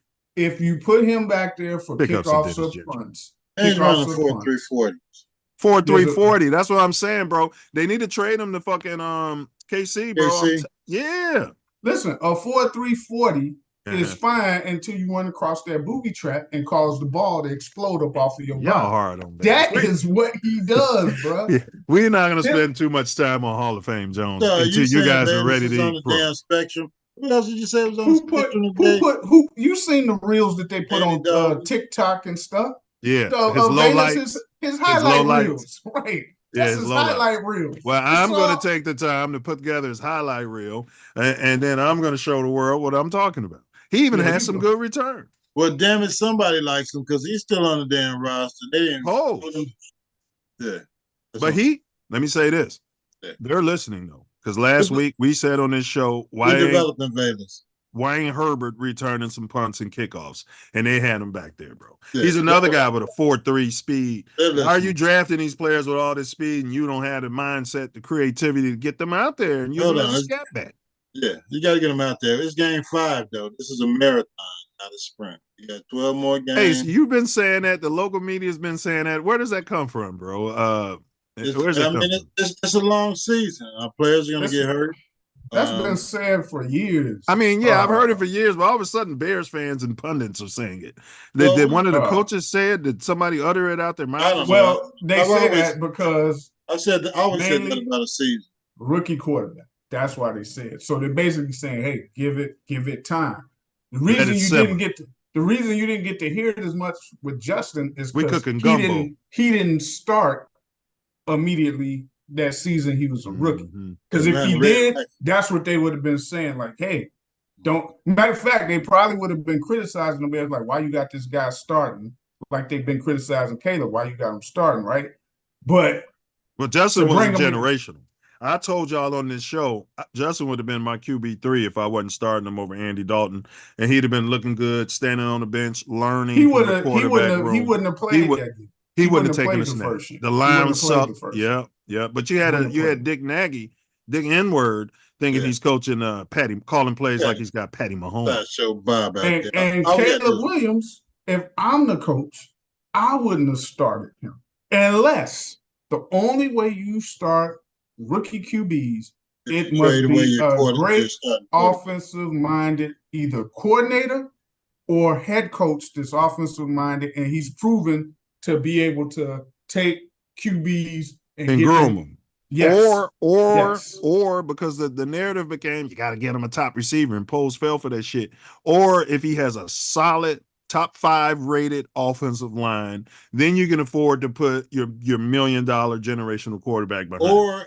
Or if you trade away your starting quarterback who's on the 4th year of his rookie deal, and you just trade him away for a bag of beans, peanuts, and then you got to start your rookie quarterback. Yeah. Think about I always think of the Bears. I think about, remember when the Steelers, they had like a top 5 to top 10 defense. The special teams was the special teams was off the chain, but it was Ben Roethlisberger rookie season.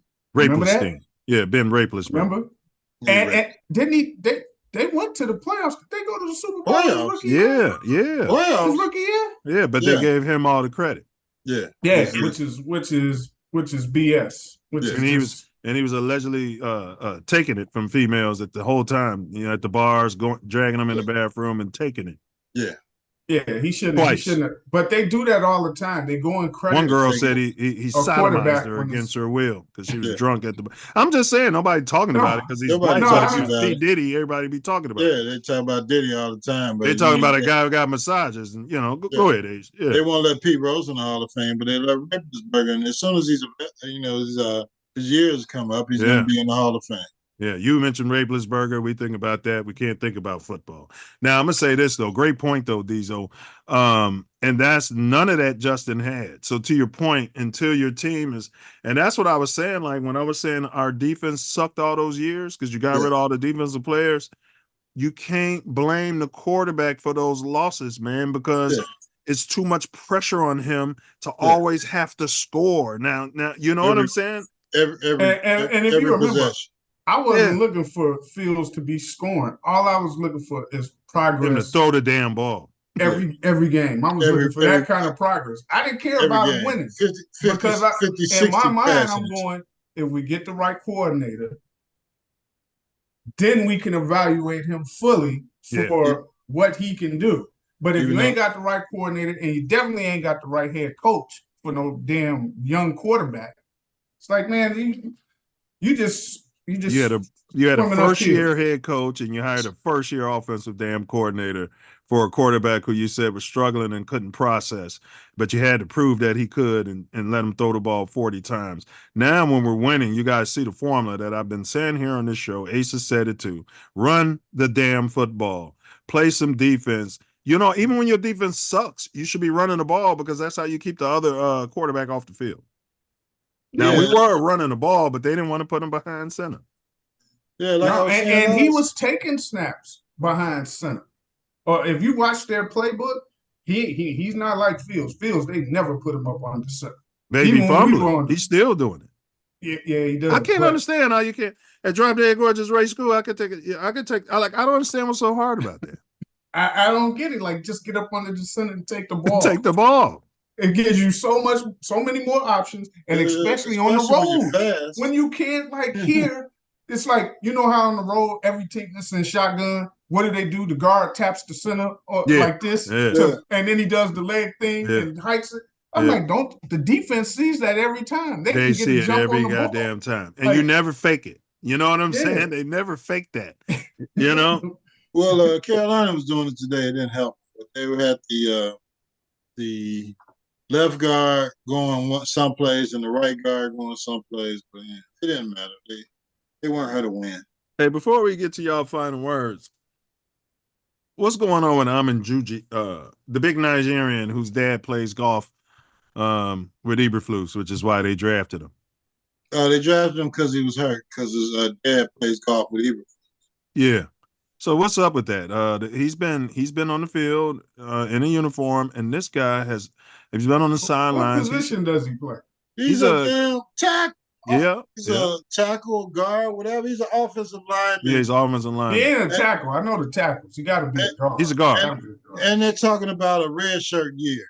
Well, then if he's red shirting him, then IR him so we can get somebody else on the roster who could play, like Velus Jones. Well, they knew that in training camp. A lot of that stuff. We need another offensive lineman. A lot of that stuff with rosters. Gotta get Velus on the field, man. It'd be hookups. You hooking up people you know. from your relationships. They be hookups. Don't mean they're the best person for that position for your roster. It just means hey, I'm looking out for this dude. So then Eberflus may have a back door where like, hey, if this stuff don't work out here. He's going through the back door is what you're saying? Yeah, he's got a back door, all right. But so you're saying, bro, that you drafted, where was he drafted, man? Like third round? Third round. Yeah. Third round. You could have got a defensive lineman or offensive lineman that could have played. A red shirt year, bro? That doesn't happen in football unless you're the fifth round. Sure doesn't. It doesn't. You don't know.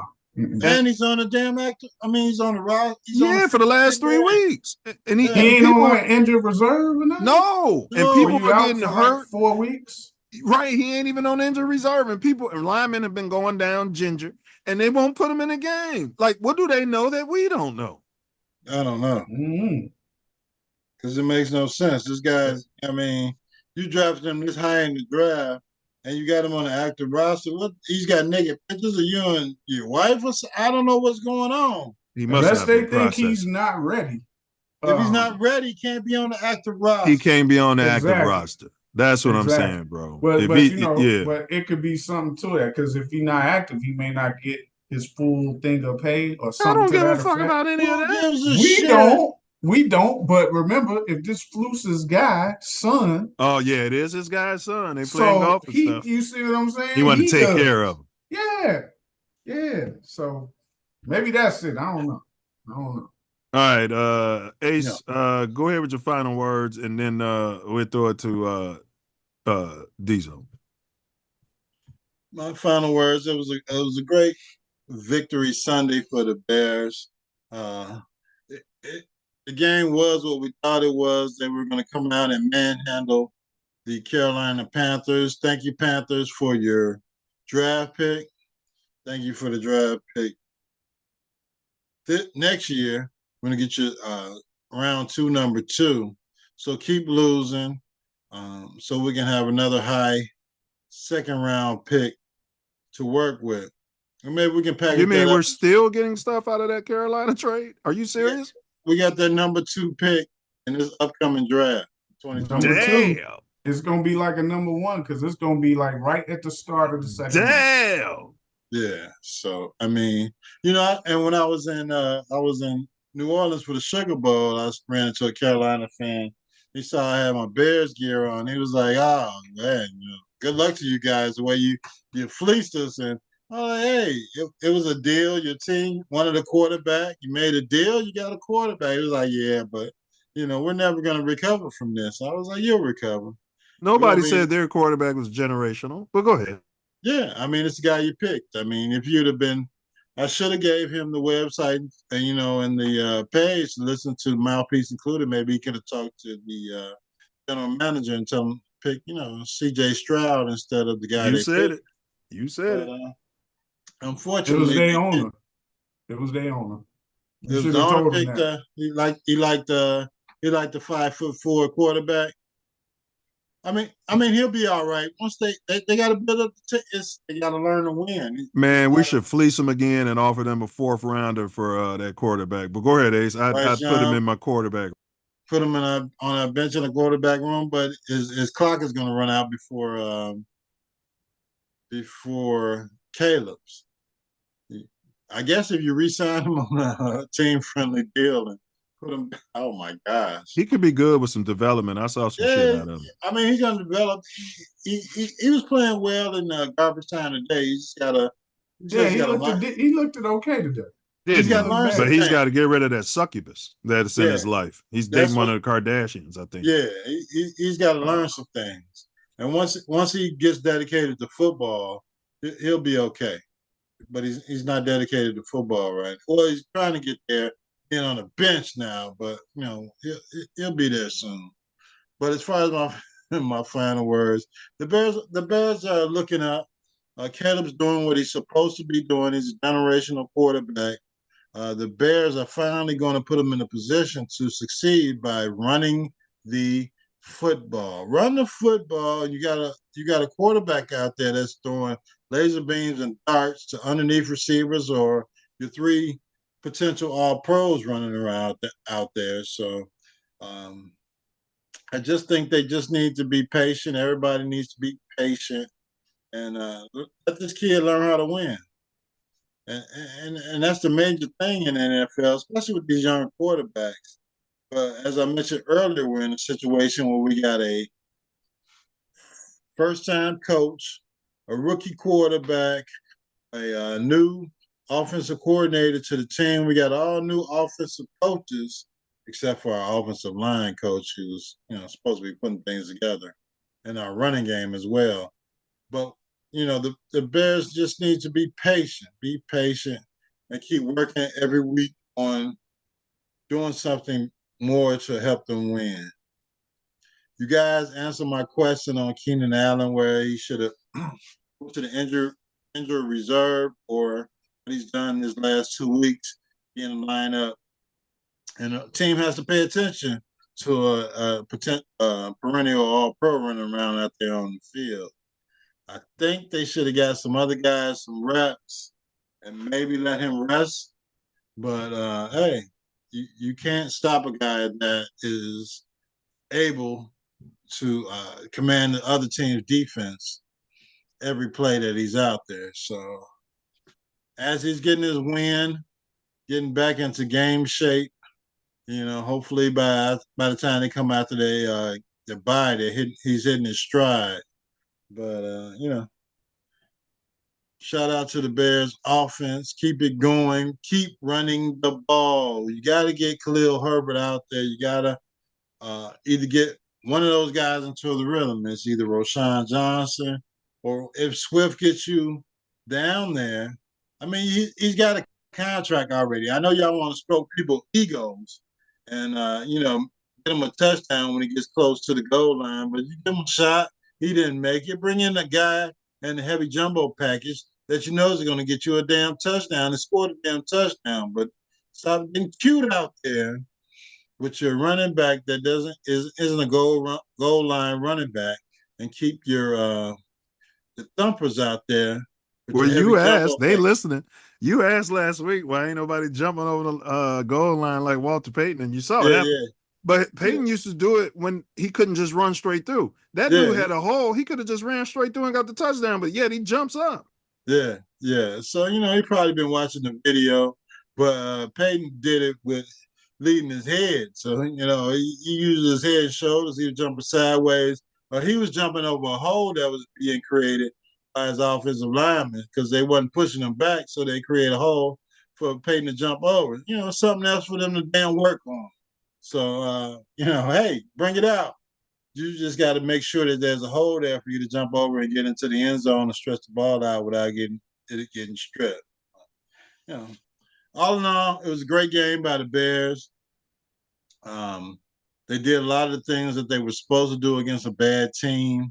Unfortunately, they still had a lot of home pre-snap penalties, and you got to eliminate those pre-snap penalties when you're playing against good teams, or when you go on the road, especially when you're at home. You can't have that. You got to keep working on it. You got to get more discipline. I don't know if it's the O-line coach or the O coordinator or your head coach, but somebody's got to put some discipline on these guys to eliminate those pre-snap penalties. Cole Kmet, you got your bag. You got your whatever ranking you are as a tight end in our division, whatever. You got the money. You got to come out there and you got to be ready to play. You can't be fooled by our quarterback's cadence. That makes absolutely zero sense. So all of the linemen that are jumping off sides, I like the aggressive penalties. I like the clipping and the legal use of the hands and penalties like that. We can go with that. But the pre-snap penalties, they got to stop. And, so hopefully the Bears get into some kind of rhythm offensively where they can eliminate those penalties and go out there and execute on a high level, because you got a generational quarterback. You got a generational quarterback who's learning the game, who's learning how to win. Now your offensive coordinator needs to learn how to win, and your head coach needs to learn how to win and set up the second quarter of the season, because this is game 5. We're in quarter number 2 of the season. So you got to be setting up things. You got a out of country game. You got to buy after that. and you got to be ready to thump when you come back after the bye. So against the Commanders out in And Washington quickly, D.C. quickly, bro. Grade the generational punter or the special teams, grade the offense, and grade the defense. What's your grade? I forgot to ask y'all that. And then these are you answer that on your final words too. Offense, I give them a B plus today because of all of the unfortunate mistakes that were made. Defense, I'm gonna give them an A. Special teams, I give them a B. There was a lot of long returns today by the Carolina Panthers. So I can't give them an A because of the return. But defense, I give them an A. Offense B plus. Got to eliminate the pre-snap penalties, and the special teams, I give them a B. What about coaching? It wasn't a lot of quality tackling today. Coaching grade. Coaching, yeah. You got. I mean, it was a lot of. I'll give them a B. I won't dwell on anything that I wanted them to do as far as developing other players and getting ready for the next game and getting ready to conquer another team in another country. So you want to rest some of your studs, get some guys some reps that haven't been playing, and think about playing later on in the season when you're getting closer to the playoffs. You want certain players to still be producing for you. So overall team grade for today's performance against some bums. Team grade, I'll give them a B plus. All right. B plus. We still got some stuff we got to clean up penalty wise. Yeah, an ejection. I'm glad they fought back finally and didn't just let a guy just come over and push him around and punch him in the mouth. Punch two players in the mouth. And they Before just somebody swung back. Yeah, somebody finally damn swung back. Hopefully the Bears or one of those guys with those $20 or $30 million signing bonuses plays this guy's fine to the league. But come on, man. This is Chicago. We're the monsters of the Midway. Nobody comes in here and does anything to the Bears. They're supposed to go home limping, licking their wounds, wrapped up, on crutches. And that's pretty much what the Bears did to them today.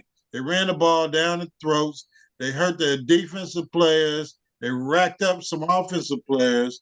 So shout out to Chicago Bears, bear down, FGB, and let's get it next week. Let's go against the drop dead gorgeous quarterback that was compared to your last quarterback in the city of Chicago, and do something against a team that you should be able to hold down offensively and defensively and get it done. So those are my final words.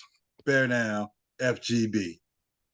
Hey, well said, my brother. Well said. And Diesel, start with your grades and then get into your final words, brother. Man, I need a cup of coffee to wake up. He put me to sleep with that long ass stuff he's talking about, man. He's a Loyola. He's a Loyola rambler. I don't say Loyola. I say Loyola. So overall grade, I'm gonna give an A minus. A minus overall, you said? Yeah, A minus. Okay.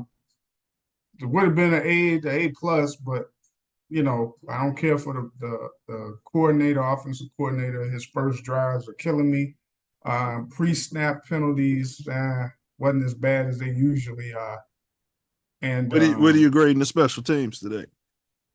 Special teams, I give a B to B plus. How about the defense? Defense gets A. They get an A. They 10 points. And the offense. Offense gets B plus. Coaching. Yeah, B plus. Overall coaching. Yeah, it's like overall coaching, I give B plus. Okay.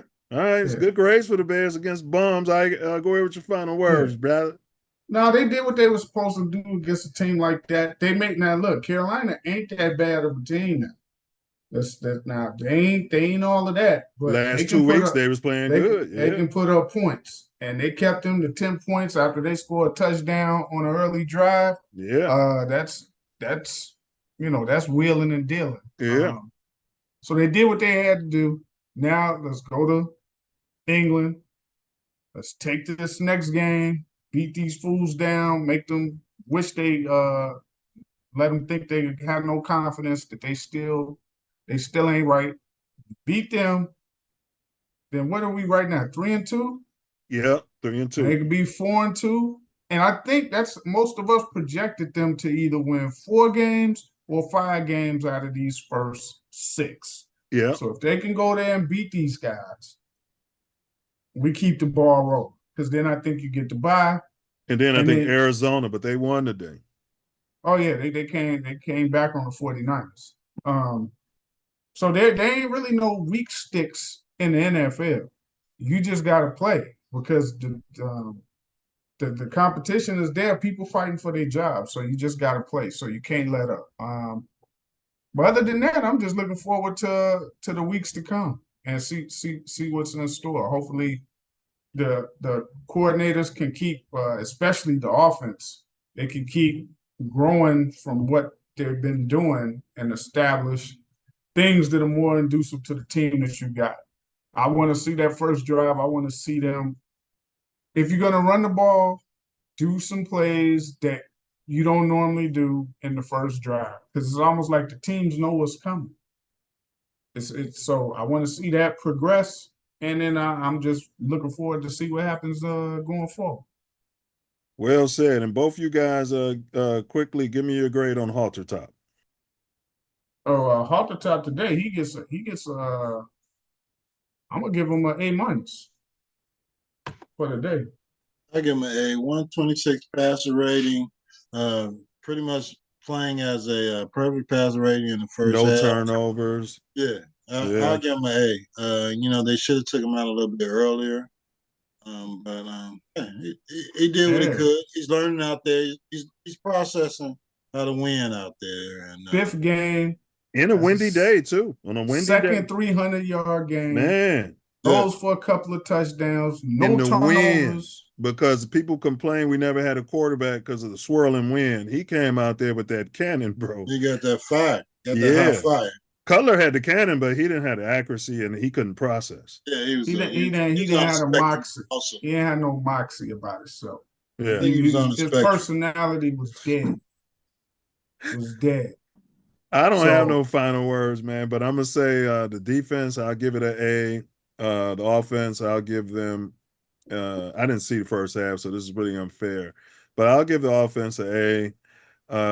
Special teams, that generational punter was all over the place today, and like A said, the returns and shit. So I'll give them a B. There's room for that. Coaching, I was pissed. It was a lot of shit I saw when you're up ahead and you're going to get that guy hurt. So coaching, I'm going to go with a B. And then my overall for the Bears today as an organization, we'll go with a B+. Hey, and we get to see what your guy does tonight against the Cowboys. JF1? Yeah, what he's going to do with the Cowboys. And he at home, too. The Cowboys defense been stinking, though, and they hurt. They horrible. They can't stop the run. Yeah. They cannot stop the run. Baltimore ran through them like a Mack truck. So let's see what they do tonight. Because they got the bag. You know what I'm saying? Because they got the bag. Them players got the bag. They straight. Yeah. They had to hit the hot and cold. So they got now the only part with Pittsburgh. They're not poor and stupid no more. Last week, their defense went blank. Their defense went out the door last week. The coach put up a bunch of points on them out of nowhere. Nobody was expecting that. So y'all got any interest in Devontae Adams? No. No. He's one of them guys right now. There's a bunch of them. No, not even that. Where you always go, if he's healthy, he's this. But if he's not healthy, he's no good for you except taking a bunch of money. Well, he says the quarterback. Yeah, that's nonsense. I think Pittsburgh should get him though. Justin to get that motherfucker the ball because he's getting the ball to Pickens already, bro. I don't know. I don't think it will be a good fit in Pittsburgh. They got the catch space and they need a number 1 receiver. Man, I don't think they got Pickens. Who is the other teams they're saying? Oh, New Jets. Orleans because he likes The Jets because I think he's learning to be a number one. And New Orleans because he's butt buddies with Carr. They played in college. Yeah. And Rodgers the receiver ain't what he coach used to be. and Rodgers the is not what he used to be. He's the done. offensive coordinator in New Orleans, I think, was his first receiver coach, something like that. The receiver coach coached him along the way, and then he could play with A-Rod. But I don't think he ever liked A-Rod. That's why he left in the first place. Rodgers is not what he used to be, bro. He moves slow motion now. He's old. I see him trying to make He's up high for his lack of youthness by throwing balls quicker on things he used to do and hoping that the receiver or something makes a play on that ball, but it ain't exactly the same the last pass of the game. Like the last pass of the game. Yeah, that's a perfect example. And he used to have receivers used to make those plays, and they gave him all the credit for it. Yeah, those guys nowadays, no, they're not making those plays. No. Yeah, but he's like a lot of these guys now. I'm like, what good is he? He's never playing. He's always hurt. Every season, he's hurt like 4, 5, 6 games. Christian McCaffrey. You hear them talk about him all the time. He ain't played this year. That's the problem. They talking about the what they say that the Lovey 2. They trying to ban it. That's because y'all devalue the running back. Yeah, you devalue that shit. If you got a great running back like CMC, if guys are running, they're gonna come out of that shit. They gotta, you know what I'm saying? He's always hurt. He's always hurt. I would not put my money. What am I gonna do? Not just wait for the last few games of the season. Hope we get to the playoffs and then play him. Yeah, because he's gonna get hurt in the rest. Yeah, but he's always weekends in the morning. He's always hurt. 97.1 FM. Weekends in the morning with Weenie and I'm out, y'all. WQHG 97.1. 97.1. 97.1. In the morning, cool weekends. FM. Weenie. And the Magnetic Monkey 97.1. Cool weekends in the morning. All weekend long. Weenie and the Butt. In the morning. On the radio. FM. Dickie the Punchline Donkey on Cool 97.1. Cool weekend. On the radio. In the morning. FM. Cool. WQHG. Cool weekends. In the morning. On 97.1. 97.1. 97.1. Weenie in the Butt. 97.1. In the afternoon. In the afternoon. Oh my God. WQHG. Turn it on and rip the knob off. You're listening to the radio. Weenie in the Butt. Stash wasn't actually that All bad. right, big ups to the sponsors. Shout out to the sponsor. Can you say rip your knobs off on the radio? You can say, and you can say Donkey the Punchline. I ain't gonna say his name, but I had a frat brother in the room next to me. She's into that. He's serious? What's going on over there? Should I be calling 12? You know what I'm saying? He's into that. Huh? Yeah. All right. Yeah, that's all we got today, y'all. We appreciate it. When we were younger. Yeah. It was good times. And it was the 90s too, so you can get away with more, you know what I mean? Yeah, the president was running around grabbing him by the head. According to him. Allegedly. Allegedly.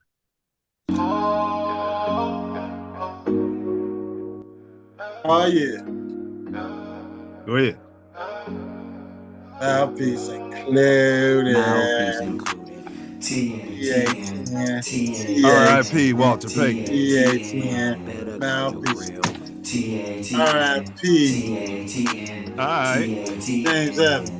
So when you out there, big up. Damn. Find yourself sliding through the rack. Might be sliding down 76th Street because I tended to stay off 75th, 71st, 79th. You might be sliding down 87th Street. What's traffic now? Yeah, you sliding down the 7. A lot of traffic down there, especially when you get close to the E-way.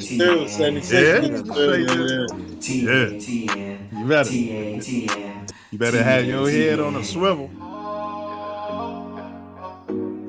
You better be checking your blind spot. Better watch your 6.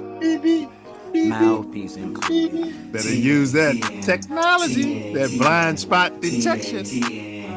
Mouthpiece included. Better keep your stick on your lap. Mouthpiece included. Better guard your grill. Mouthpiece grill. Knuckle up. White guy, huh?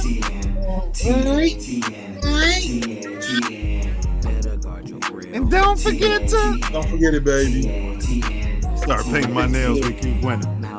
And don't forget to probably give me a halter top. We get to the playoffs, you're gonna wear halter top. Yeah, TATN halter top. You're gonna rip the knobs off. Knobs off. And don't forget to come on, Karen, bring that back. And don't forget to. Don't forget it, baby. Y'all wanna get high? Don't forget it. And don't Mouthpiece Incl. forget to bring your mouthpiece. Yeah? White? White? You like that? You like that? FGV. FGB. Bear the F down. FGB, though, we share FGB. Yeah, FGV. Bear down.